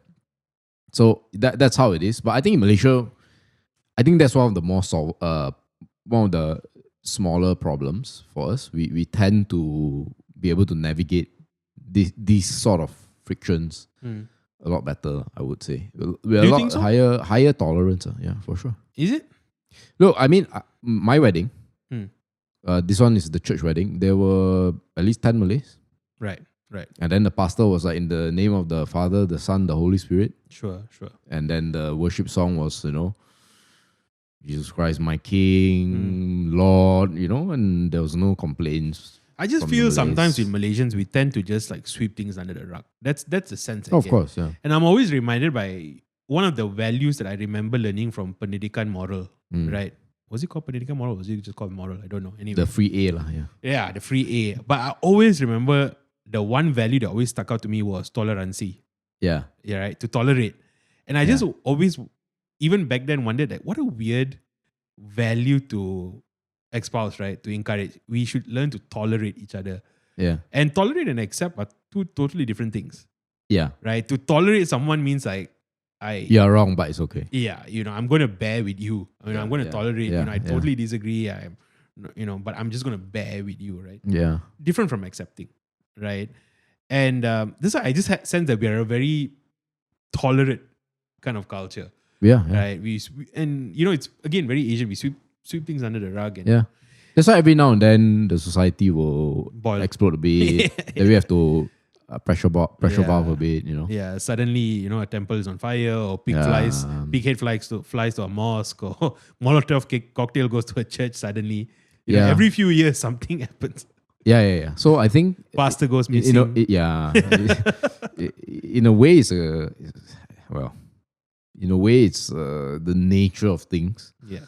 I think we always start with the 1969 memory, and so people don't really want to go there, and then just cause it's an uneasy alliance, let's call it, right? Sure. But I think being realistic, that is how it is, right? Like the US and China being in the region, balancing each other off. It's an uneasy situation, but it's the best. Yeah. Because either one becoming the number one is difficult for us, Yeah, I guess we are both podcasters, so we believe in the value of like conversation, and we believe in the value of connection, I suppose. Recently, one of our podcast brothers got in a little bit of hot soup. Yeah. Brian BK, Kong, right, of Let's Get It. We've been there too many times. We've been on Let's Get It. In fact, when I started up the podcast, he was super supportive. He would like DM me all the time and comment on stuff. And recently, he's just been arrested. Right? He was invited to my wedding and he showed up just to give me the ang pao, and then he went home. Look, the most committed. Because he got arrested, just a few days before your... No, 1 day before. That's crazy, man. That's crazy. why I was like, is he gonna come? Then I just told my wife, I think we should assume he's not. Yeah. He showed up. Yeah. So my wife and I were taking photos, the usual, just before the dinner starts. Suddenly he showed up like, hey bro, sorry, I can't stay, but I really gave you the ang pao, wish you the usual wishings and all that. I'm like, oh. Yeah. And then before he went out, then like John, Poige and all the other guys stopped him. They're like, hey yo bro, what's happening, man? Because there's a lot of street cred now, right? Right? He's become the face. He's a convict, He's the face of podcasters. Apparently, he's the Nelson Mandela of podcasters in Malaysia. He's catching strays. The new face of the Reformation is he's Brian Kong. And it's so crazy, right? Like what happened was he had a guest on. Sam, right? Sam, right? And the guest was very vocal. He spoke in a very fiery way, I would say. He touched on sensitive issues for sure. But I mean, to arrest them under the Sedition Act, to me, my own personal opinion, seems a bit. I just feel like we have more important things to focus on, and I want to also not strawman. I want to do the opposite. I want to strongman your position. Let's say that you're worried about conflict among the races, right? I would argue that suppressing speech ultimately will just make things worse. Like what we've been talking about already, right? Psychologically, I don't think it's far-fetched to say that repression and suppression is never good for an individual. Yeah. And I would argue that repression and suppression is never good for a society. Just like how with the individual, if you repress and suppress, right, it manifests in weird ways. It manifests in weird ways in society as well, right? I think if you have any faith worldview, and you believe your worldview to be true, you believe your faith to be true, I think the marketplace of ideas is the best way, right, to hash it out. Yeah. If you really believe, right, that you got it, right, you got the best selling product, then let the product speak for itself. Yeah. Right? You cutting out or monopolizing or, it ultimately is going to backfire anyway. Yeah. It doesn't do you, it maybe helps you in the short term, but not in the long term. Yeah, but I just learned that people, doing content and just in general, people don't really want the truth. I mean, I think it's an Asian thing as well. That's why free speech is, they always say, bukan budaya kita or whatever, or debate, it's not our budaya. There's a lot of truth in that. Whether the place they're coming from in saying that it's a separate discussion, but there's truth in that. It's really not in the DNA, because I'm not talking just about Malay. I'm talking about like Chinese and Indian as well. Because this is an Asian response, right? An Asian response is don't talk about it. That's what our parents told us. Don't talk about it. That's what our the previous generation. Don't talk about it. Don't talk about it. Yeah, it is not exclusive to any race. It's just an Asian kind of thinking, right? It's a scarcity mindset. Don't rock the boat. It's also the way we look at morality. So a lot of people in the West, they are guilt driven. So, for example, this is, again, generally speaking, there's always shades, right? But they're guilt-driven in the sense that they think about the action in and of itself, whether it's a good thing. And if it's bad, even if no one knows, they still feel bad, right? But I think with Asians, a lot of it is shame-driven. So it's like that whole, if a tree falls in the forest, no one heard it, did it fall? Yeah. Right? So if you're guilt-driven, you say it fall. Yeah. It fall, right?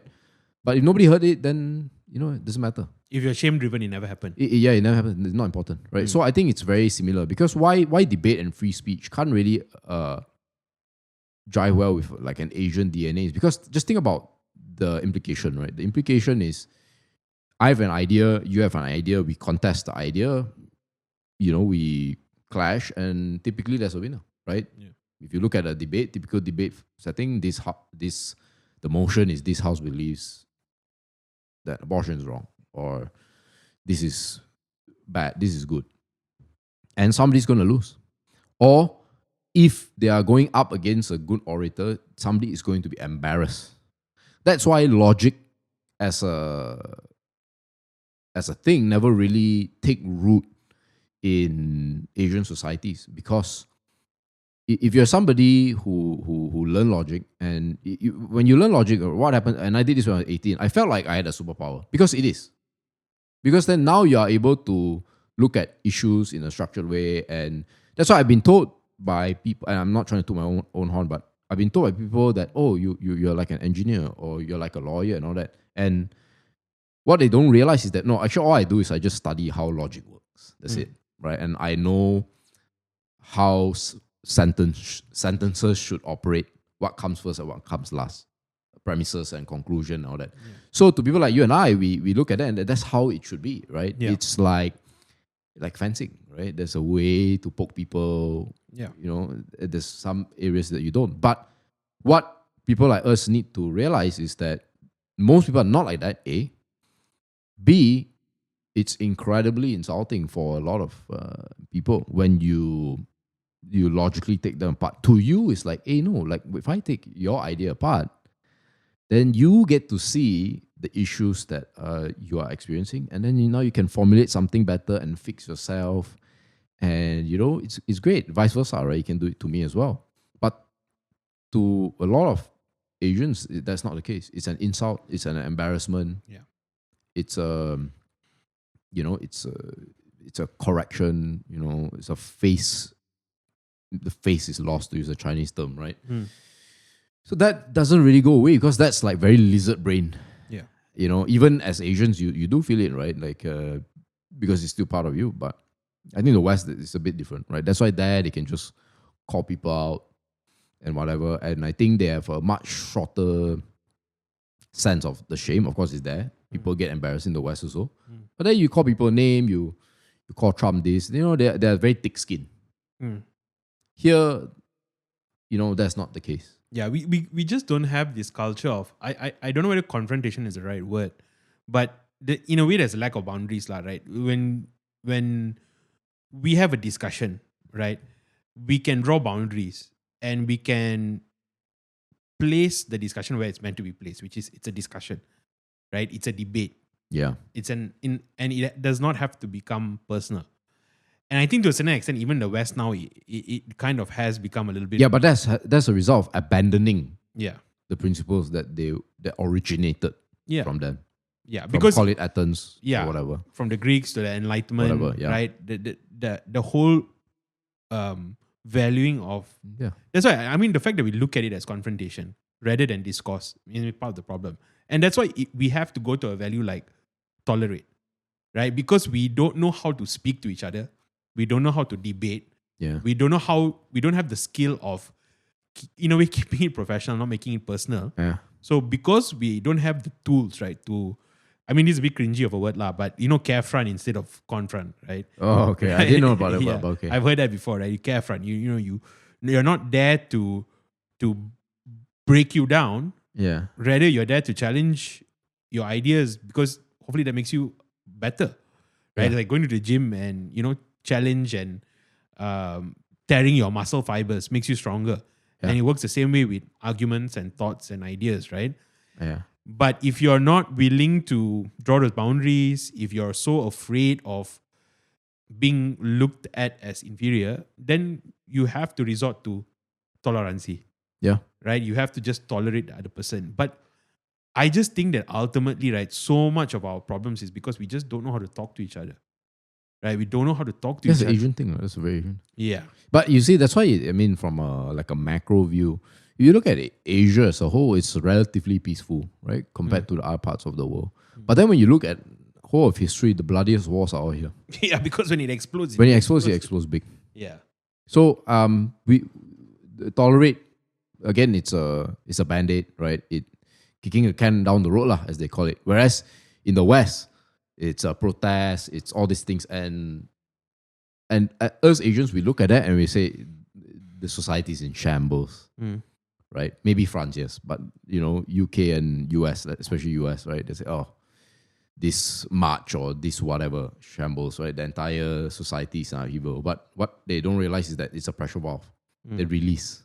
Yeah. So all these big voices, they say their piece, and they just they chill for a bit. They'll be back, right? But but I think in the Asian context, it just boils and boils and boils, and then you just see how well you can take it, and then when it happens, get your passports ready. So I think it's a cultural thing. That's why, of course, in Brian's case, I mean, we've all heard arguments, right? Like, I'm just providing the platform and all that, but because from YCS vantage point, it's not just mine. That's why if you look at our content, we do want to say and do controversial things, but it's not where it would be, where the risk is like that, right? We will say things like, screw China tourists, Yeah. right? And then we will rile up a population in a segment of the population in Malaysia. We will say things like, there should be a undi 60. Anybody above 60 shouldn't vote. And we'll rile up a few uncles and here and there. We'll even rile up like women, right? We'll say outrageous things like, yeah, I think, leadership is just not a woman thing, whatever, right? Because we know that, that's not gonna hurt us that much, right? Worse is a comment. But I think and even in BKC, he's not the one saying it, but when you bring this on, and when Sam attacks Taufiz, yes, it's a Malay himself doing it, then the powers that be are going to just target you, right? And it will be indiscriminate. But the thing is, you can shout about it, but there's a lot of popular support for things like that. There's probably a lot of people who don't like what Sam is saying, Yeah, you can like we take the example, for example. We take your example of, let's say you encounter someone who's like saying things that can be taken as derogatory towards women, for example, right? No, we attack Bangsa. Right. Whatever it is, let's just lead with this example, right? Yeah.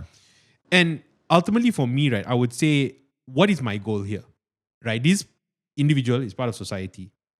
He has views that I don't agree with. What is my goal here? Right? If I have two options, right? I tear him down, whack him, insult him, call him stupid, call him dumb, cancel him or whatever, right? What's he going to do? Do you think that he's going to repent? Do you think he's going to change his views? Or is he going to double down, look for an echo chamber of people that's going to accept him and echo his thoughts, and then he gets radicalized, right? Or The second option is I have to do something more difficult, which is empathize, try and understand where he's coming from, and be very patient in trying to what's the word? To reverse or to counter his thoughts. To treat what he says seriously and to dismantle it like carefully and slowly. I don't really watch the movie Ender's Game. I did. That's the one where they're in a video game, right? Something like that. Not video game. It's basically they had gotten kids. The military would take young kids as part of their military program. They would go through this intense kind of like boot camp, intense boot camp or intense. So anyway, but there's one guy who is identified as like the future commander. I'm not going to give away. I mean, it's pretty old, but anybody can. No. Actually, you just spoil it. I think if you want this to be spoiler free, you're too much in the past, listeners. So you deserve to be spoiled. It's a pretty old you deserve movie. To be spoiled, Even older. It's like 8 years already, I think. Something. The movie, I think longer than that, in fact. So, but anyway, the boy who becomes the commander, in a way, of the entire army against this species of insects, he basically commits a genocide, right? But as an individual, he's not a narcissist. He's an empath. He's empathetic. And that's what makes him a good commander, because when you're empathetic, you can understand where your enemy is coming from. And when you understand where your enemy is coming from, in a way, when you love your enemy, you have the tools to also destroy your enemy. When I understand my enemy, I know what to say to them that will destroy them. When I love my enemy, I will know what exactly I can do to hurt them. That's why your romantic partner can trigger you. Your romantic partner can press the exact buttons to set you off, because they know you, right? They know you well. So that's my whole point about the benefit of this conversation thing. Yeah, it's not easy. It's really difficult. But what is the alternative? Suppress, repress, right? Radicalize, right? What's the game here? Whether it's about anything like you said, whether we're talking about race or religion, what is the game here? And I mean, I just wonder, how are we going to move forward? If we can't even have conversations, and this instinct of still just silencing everyone, it's just not going to work anymore. It's not a strategy. Maybe in the past it was a good strategy, but now, right, with the world being connected as it is, I just don't think it's tenable. I think it's very difficult because I don't know if I mentioned the previous podcast as well. I mean, I think the fact that we cannot intermarry makes this very difficult. We can't have Chindians, no problem. But it's very hard for especially Muslims, because it's very hard for non-Muslim. Like, it's not a great sales pitch, is what I'm saying. Right? You marry Muslim, you have to give this up for X benefit. And at least a lot of non-Muslims don't see that benefit. That could change in the future, who knows? But because of that, we will always separate, right? Like, let's say a very basic thing, right? The fact that not only we cannot share a plate of pork, right, or alcohol, but now there's a higher standard of like halal rules, for example. Means that, non-Malays are like, do we have to tiptoe and all this? We just eat ourselves, just eat alone, right? And that's why I always cite my old experience in my high school. I understood. I think that whole experience of 2 years looking at the canteen doing rehat or recess explains everything, right? You have the China group who don't want to speak any other language apart from Chinese. You got the Indians who have their own preferences, only Tamil, and then the Malays only Malays/Muslim. And then the group that has the most cohesion are all races but all English speaking. Like English first, mainly. So the answer actually, it sounds a bit pompous, is for all the others to be like us. It sounds, but I think that I mean, if you look at the evidence, that is how it is. If you really want unity, right? Like my wedding, we had 450 people, of which I think over 20 were Malays. They didn't bother about the yam sing. Like, of course they didn't drink, but they didn't partake. In fact, I think Some of them even yamsing, but they drink coke lah, right, or something like that. They just participate, no problem. But guess what? These 20 Malays, my wife and mine, our friends, are all English speaking, and they all are the sort that would debate and everything that we're discussing, right? They won't have the issues, right? Yeah, And then that's it. But to accept that is to accept that whatever you are now is inferior. yeah. But of course, then they accuse that's the Bangsa bubble, or that's the Damansara or whatever. So if they don't want to be like us, and then we are also not actively trying to convince them to be like us, then that's where we are. Yeah, so like I for me, it's not so much of trying to get them to change their worldview or trying to like convert them to become westernized or English speaking. I understand your point. You're saying that look, we can't eat the same food, right? We can't drink together. We can't celebrate holidays together because we celebrate different celebrations. We don't have like a universal Thanksgiving, for example. Yeah. Right. We don't have these. Oh, we're Merdeka lah, so I guess, Right, yeah. But we don't have these kind of cultural things that bind us together. Yeah. Right? The only thing we have is maybe sports. Right? But even then also, I don't think ever since Lee Chong Wei, it's been downhill. Yeah. But my point is a little bit different. I'm saying that, look, I think me as a non-Malay, for example, I want to frame this properly. Me as a non-Malay, I have, my experiences, my worldviews, my own hurts growing up in this country, things that I love about this country, right? But the challenge for me is to look at my Malay brothers and sisters, right? And even try to understand things that I may not agree with, right? To put myself, like for example, a political party that is just for Malay rights. It's going to be tough for me to accept because I'm not Malay.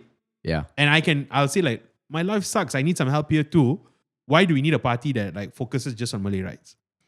Now, if I follow my worldview, right, what I'm going to have to do is I'm going to have to empathize, right? Meaning I have to put myself in the position. Like really, I don't have to agree, but I need to take the effort to understand where they're coming from. As much as intuitively it may like ruffle my feathers. You get what I'm saying? Like, I really need to like strongman, right? And really look at things. And I think you do that well as well. Yeah. So, but you see, that's the thing, right? To do that is to open the floodgates for the other side. Yeah. And that is just not a reality that they want to entertain. I saw somebody, the recent Johor elections. They lost, right? PH, right? And then they interviewed this guy, and then he said, "What do you vote for the other side?" Or I think the new coalition, right? What is it called? I don't know what it's called. He said, because they gave me like 150 ringgit voucher or something like that. Right? And then you want to explain to him, you know what? Like, you shouldn't be... I'm not saying that the government is correct. I'm just, as an example, right? Like, are you going to... Why would you sell out the future? Let's say the pro-government.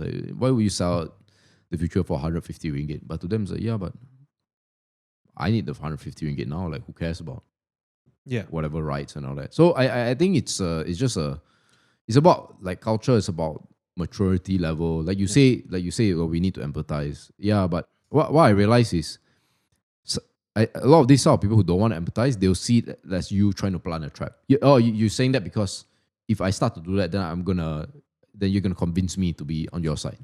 I just I mean? I get what you're saying. But to me, it's just this. It's easy to get angry, Of and course. it's easy for you to just label anyone who doesn't agree with you as being stupid. Yeah. And that's the part of Brian's conversation with. It wasn't Brian; it was his Sam. guest, right, Sam. That's the part that, like I said, I think these conversations should be had, right? But Not the manner, maybe. the conversation should be had, but like if I were responding to the conversation, right, I would tell Sam like, look, calling people idiots if they have a particular worldview, right, I don't think is helpful, right? I think we need a strong man, and we need to kind of like validate how people feel and what people see, right? We talk so much about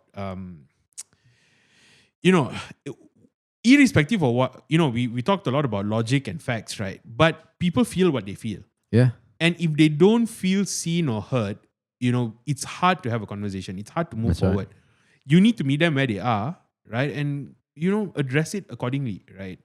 And that takes a lot of time and patience. And Yeah. it's easier to do two things. It's easier to either overreact, get upset, get angry, cancel the person, say they're stupid, right? And that's a big problem with what I would label the woke culture. We just diminish or cancel someone if they don't subscribe to our worldview. Or number two, you just sweep everything under the rug. Yeah. And that's why the point of this whole thing, what I'm trying to say is that, like, I do think that even though it's more difficult, takes more time, it's harder, more conversations are better, Yeah. right? I think the boundary should be, if someone threatens harm to you, right? Yes, that's a no. If I say right now that, my saying is down with Char Kway Teow, right? I'm going to round up all the Chinese and I'm going to, Yeah. put them in a camp. Yeah, that's a no, because you're communicating harm. You're planning to harm, right? Physically the person or a group of people. But I think if you're just challenging if you're saying that Char Kway Teow is not the best food in the world, right? It sucks as a dish. I think that's fair game, even though that may rile people up. Yeah, but to me, the fact that they will clamp it down in this manner means that I think they probably correctly assess that if such speech continues, then whatever they hold dear and whatever their worldview is would crumble. It will be challenged. That's why, in that That's it. sense, there's value in the Western kind of philosophical movement, because it's an old movement, right? That has kind of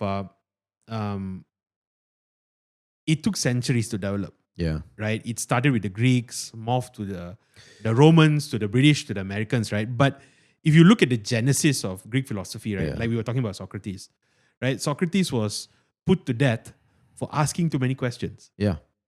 He was poisoned. He had to become a martyr, Yeah. right? And even then, it took, thousands of years of thought to come to a place where the idea of freedom of speech was valued.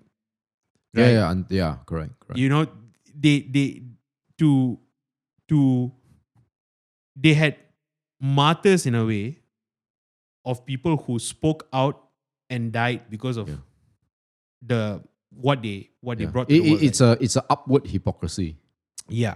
There's always hypocrisy. And the reality is, our society is just very young, and we don't have figures like that, right? We've not really had that tradition, I suppose. Yeah, but my point is that it's young but not young at the same time. So it's young in that we all mesh together, and this whatever we call Malaysia, this rojak, right? Yeah. Is young, but the ingredients that create the rojak are not young, right? The Muslim world, the Chinese world, and even the Indian world, these are ancient traditions. Sure. Right? Especially the Chinese and the Indian, right? And you could argue that Islam is like a branch of Judeo-Christianity, so it's also one flavor, right, of the Middle East.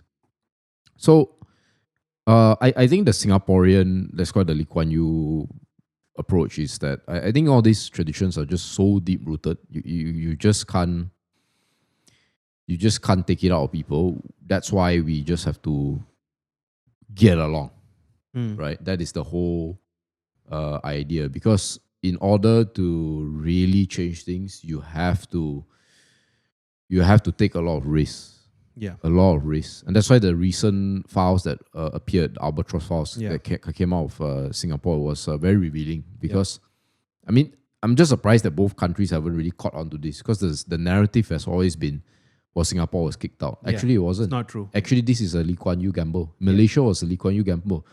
Malaysia never wanted Singapore because of the Chinese mix. But Lee Kuan Yew knew that he was going to get kicked out of power if there was no federal help.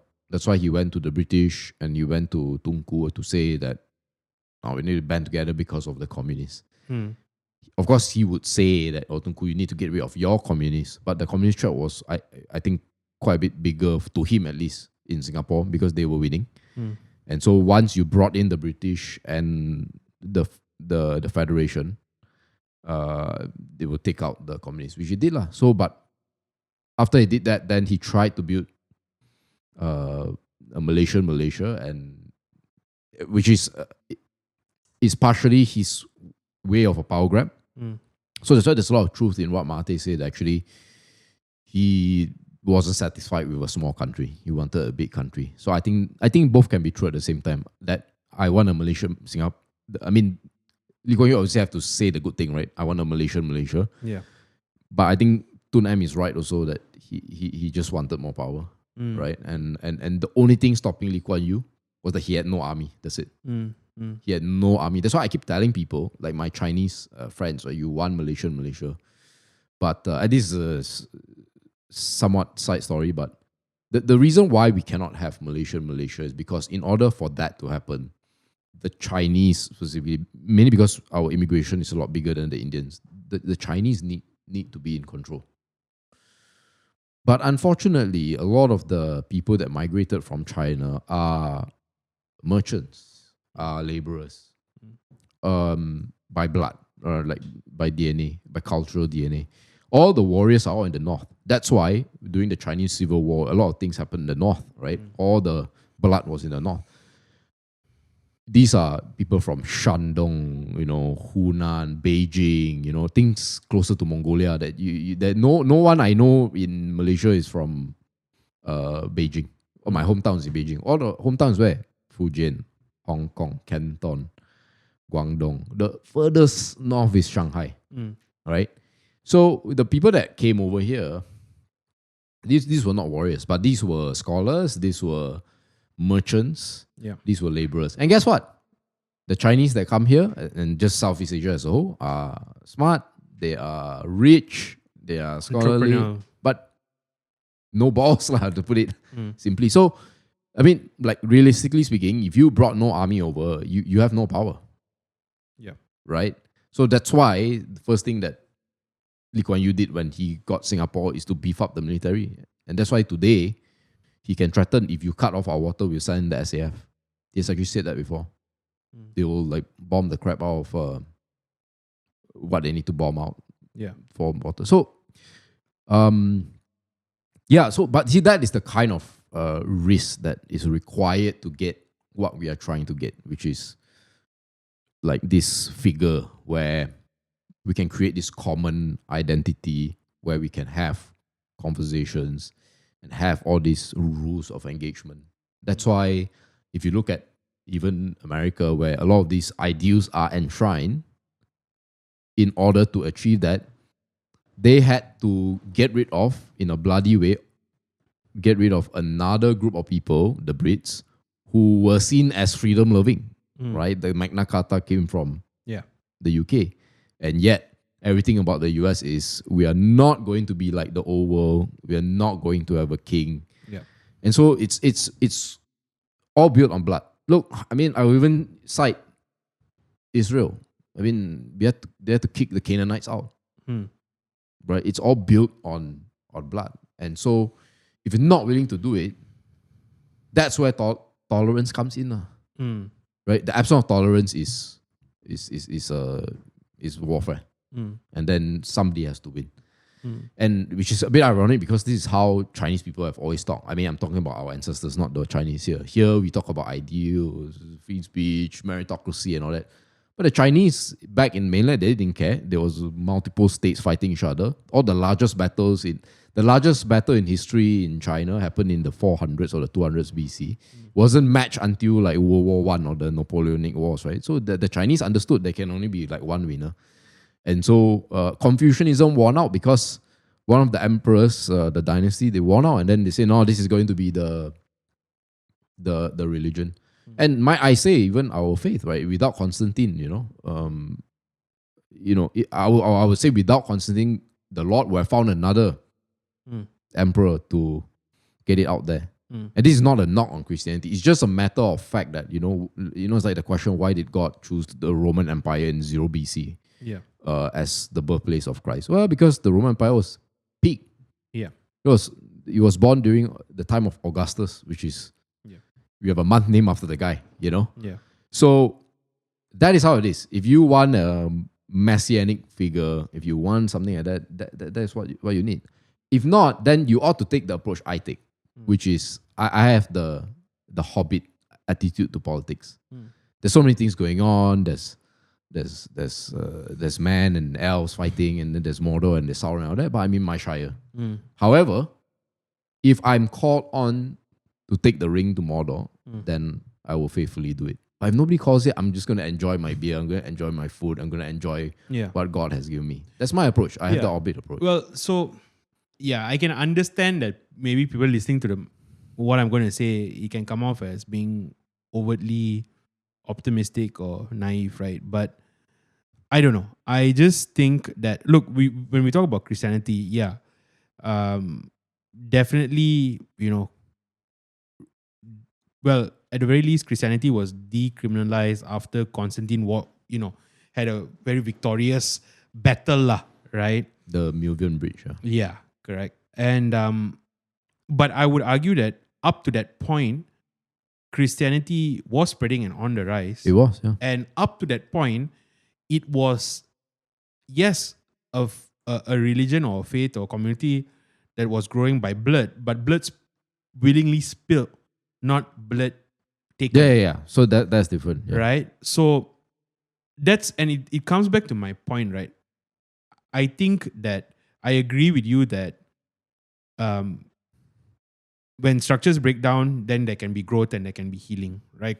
So a big family argument can either break a family apart, or it gives opportunity for a deepening of the relationship. So I agree with you in the sense that blood has to be spilled, but whether it has to be blood taken or whether blood given, and that's what I mean. Like, I think that if you do it the more difficult way. Yeah, so to your point, I get where you're coming back. Like the first 300 years, right? That is the approach, again, I would take, right? Where you mentioned that you should have conversations, right? This is important, right? You to remain faithful, to remain steadfast in your beliefs. I think the blood spill in a modern context is being able to put yourself down, understand the person in front of you, recognize them for who they are, pros and cons, baggages or not, and just meet them where they are. And it's going to be damn difficult.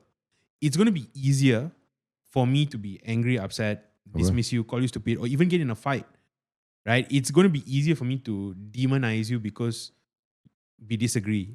It's going to be much easier to do that, but it's going to be much more difficult for me to humanize you and to recognize that, you're not a different tribe. We're all human. It's going to be tougher. Yeah, I mean, that I think is the correct approach. It's always this thing of, do we need to destroy the entire system, or can we reform the system from within? Yeah. And there are going to be many people who believe that the only way is through like a French Revolution. Yeah, we need to burn the whole thing to the ground. But there's also, I think, a group of people say, no, there must be another way.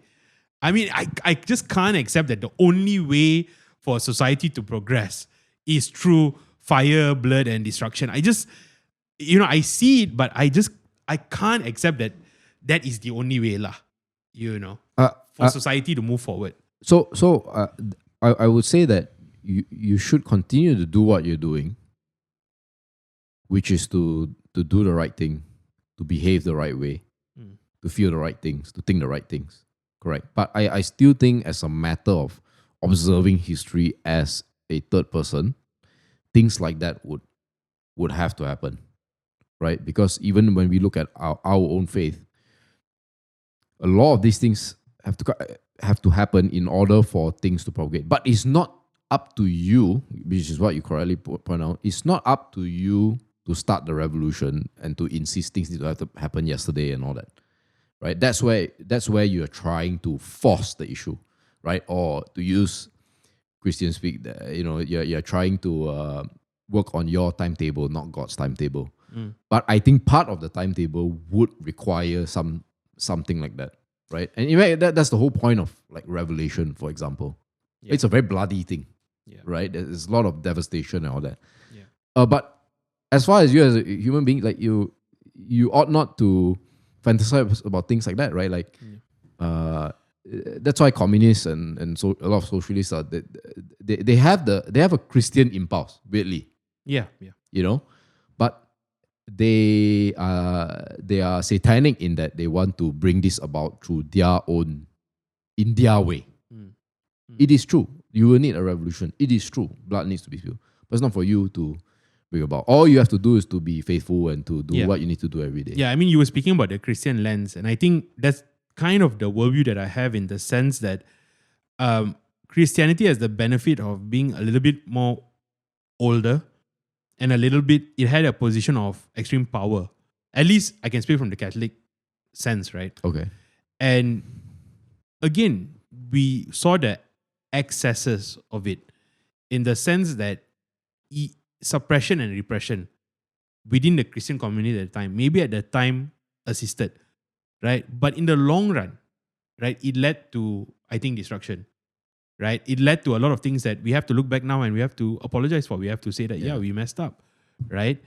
And that's why I feel like the way I look at it is like, this sort of short-term ways of looking at things and dealing with things is not helpful. I mean, okay, you spoke about Lord of the Rings. Yeah. That's the whole point of kind of the story of Lord of the Rings, right? Frodo, who is this small figure in this giant world, right, takes a ring, travels across all the way to Mordor, and he's the unsuspecting hero. Yeah. But more than that, he's also the martyr, Yes. right? Because when he is victorious, he is also destroyed. Yeah, he has to travel. Yeah, he has to. So what happens is, because he took up the ring, it damages his psyche, damages some say his body, right? And so after he drops the ring, he's permanently scarred. So much so that he can't stay in that land anymore. That's why he and Gandalf go on the boat. A lot of people miss that, He never recovered from what he had to give up, right? And it makes sense for Tolkien to write that, because Tolkien was a soldier in the First World War, right? And the First World War was a horrific war. Yeah, it was an unnecessary one as well. It was unnecessary, and also it was, the Germans had, machine guns had just come into the picture. The French and British were still wearing plume hats, right? They just saw people wiped out, right? That's where trench warfare came.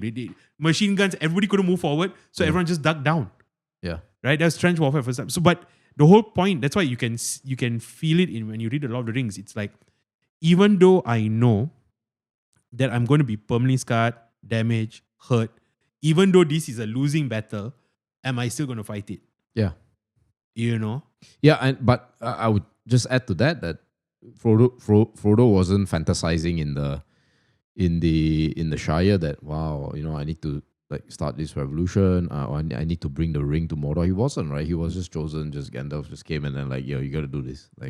No, in fact, it wasn't. It's like Gandalf didn't ask him to do it per se, right? He just say, hey, why don't you come along and let's see. And then he eventually realized that, maybe I was called to do this. It's sort of the insignificant small choices that he made that sort of compounded into this big kind of story. But it's like a calling. Because if you remember how Frodo joined the Fellowship was, they all brought that group of that whole gang into Rivendell, right, where Elrond was having a conversation, and Gandalf never say that, you better go. The only thing that he maybe brought was like, Bilbo, your uncle, had all these adventures and all that. He's trying to whet his appetite. It's Frodo's idea. It's Frodo's idea. But Gandalf really wanted it. Yeah. Because he knew that these are the people who are best suited at in that sense, bringing about some sort of revolution, right? Or throwing the ring into Mordor, right?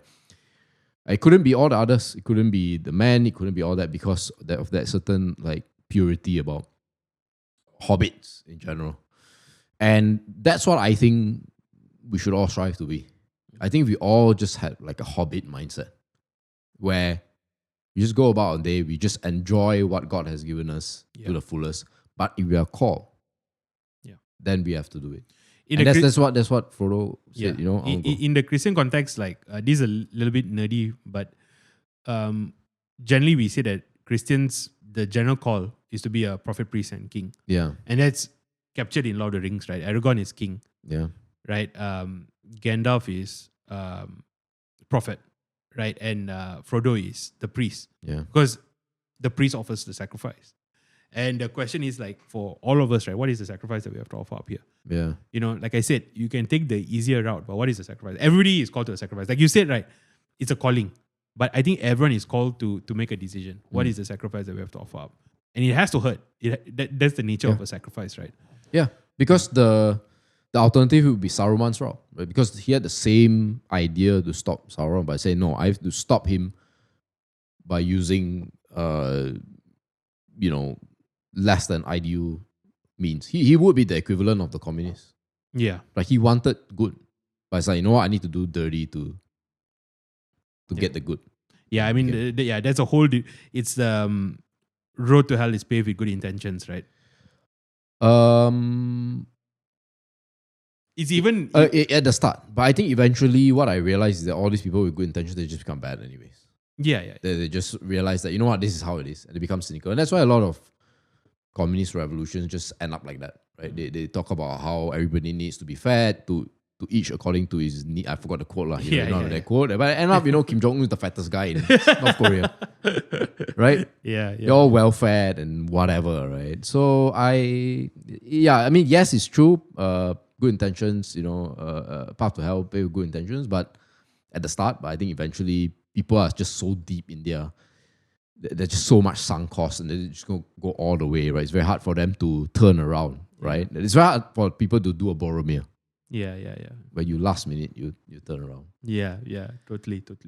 Yeah. I am very curious whether anybody found this interesting. No, see, that's the thing. We have to find it interesting. Yeah, I think people will find it interesting if we find it interesting. I enjoyed the conversation. Yeah, I really had fun.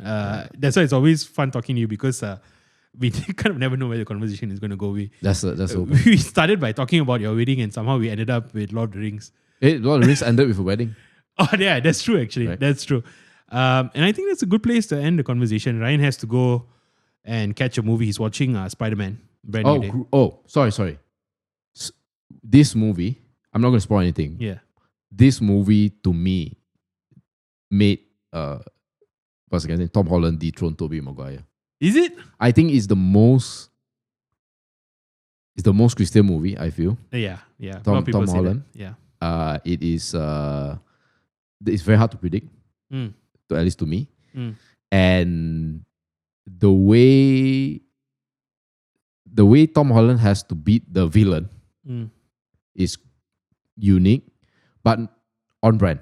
Yeah, it's totally different. Like you never imagine this is how a Spider-Man would defeat the villain. Yeah. Look, I'm a diehard Tobey Maguire is my Spider-Man person because of the nostalgia attached to it. But I mean, I did watch it, and I would say that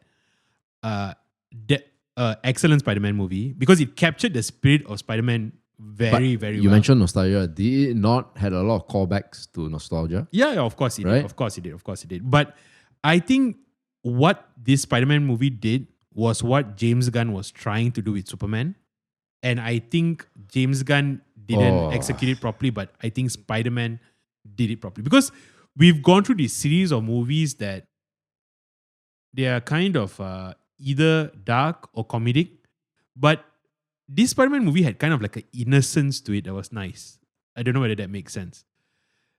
Like there are certain heroes that, like, where Batman sort of represents the dark, Superman is always supposed to represent the light, right? They are the yin and yang. They run contrary to each other. I find that similar for Spider-Man. Spider-Man is supposed to capture a specific essence. So I've told this to John before. I've said that Superman, no matter how well you do it, will always be a 7. There's a ceiling. And the reason is because he's just too powerful. You can't really relate to the guy. This guy has no weaknesses except kryptonite. Yeah. And then if Batman's by his side, he's protected anyways. Batman will figure out some sort of protection. But Superman, that's 100% true. But Superman is supposed to be like a symbol of hope. Yeah. Right? And I feel that is the unique selling point of Superman. If you do a story about everybody in despair, right? And Superman sort of like, he's the static character that everything around changes, but he is still steady. He stays. He gives you hope, right? that spirit, if you can capture it, it can make for a good Superman story. Of course, yeah. And I felt that spirit was captured well in the Spider-Man movie. No, but see, that's the thing, right? With Spider-Man, you have that. Plus, he's not the strongest superhero. Yeah, that's true. And this round, I mean, the way he beat the villain is okay. If I say so, it was spoiled. But it basically he couldn't beat a villain by his smarts. Yeah. Or his just like some special power or whatever. He had to do it the way he did it. Yeah. And I don't think there's any other Spider-Man. But by doing this thing that is unique, he wasn't off brand as well. He didn't have to like become a Batman to do it, you know, to make morally like ambiguous choices. Yeah, no, he didn't. Right, Yeah. he's on brand when he did this. True to being Spider-Man. Yeah, and he went up against a villain that he could no way in hell beat through wits or strength. Yeah. So I give it it's an 11 out of 10 for me. 11 out of 10. It's an 11 out of 10. Damn. Yeah. Alright. And you have to know because I also just finished the Odyssey and I watched you know Peter Parker in the Odyssey. It's literally Peter Parker in the Odyssey. Yeah. And I'm like, that, you know, what in the world is that? But then when I watch Brand New Day? It's like, wow. But I mean, and I hope he is the new face of the Avengers. Because Avengers is coming back. And you know, I really I wasn't excited for Avengers at all. Yeah. But thanks to Brand New Day, I think there's like some hope for the Avengers franchise, you know. Yeah. Controversial again, but I enjoyed the Odyssey more than Spider-Man. Really, yeah? That's my yeah, I enjoyed the scale of Odyssey. But anyway, that's a discussion for another day. Yeah. Don't want to spoil too much for Ryan. Ryan, we hope that this was a good I don't know what, good food for thought for you lah. It's one of the best. Like the score is great. They got Jackie Chan's team to do the fight sequence. No. I don't Not think that's true. true. I don't think that's true. I heard it's okay anyways. I don't think it's true. I think he was on set, but it wasn't his team that did wasn't the his training. team, Yeah. But got his blessing maybe. Yeah. He's But it's amazing like that. It's everything, music, fights, the relationship, the emotion, storytelling. It's one of the best. I like the dynamic between him and the Punisher lah. I thought that was That was great. Yeah. Okay, Ryan, relax. Okay, bro, thank you so much for coming on. Yep, pleasure. If you're stuck on till the end, do like, comment, subscribe. If you have any thoughts about anything we discussed, please put it in the comments. Let's share the YouTube videos to spread the word around. We would appreciate that. Yeah. So MJ, anything you want to plug? No, the usuals. I do content with YCS, Amateur Sessions. I do FIRL if you're interested in investments. And there's a side thing I do, Board of Collectors, which is trading card games. If you're into that weird hobby, you can always, chat me up. Nice. I hope you come on again. We can continue having... it's up to you, that one. For sure, man. We can continue having weird conversations and I would enjoy that. I would enjoy that. We could get like I don't know, is your setup suitable for 2 guests? Yeah. Then we can have we have one coming in, I think 2 episodes time where we're getting all in all be 4 of us. 3 other guests are coming in, including me, will be 4. Yeah. Wow. Okay. Yeah. So we're gonna try that out. That's more gonna be a cameras, first. or just We'll figure it out. We're going to work with 2 cameras, but we'll figure it out. Okay. Anyway, yeah. Again, thank you so much for your time. Thank you so much for coming over, bro. I really appreciate it. And thank you everyone for listening. Stay good, stay healthy, and stay safe. We are done. Peace.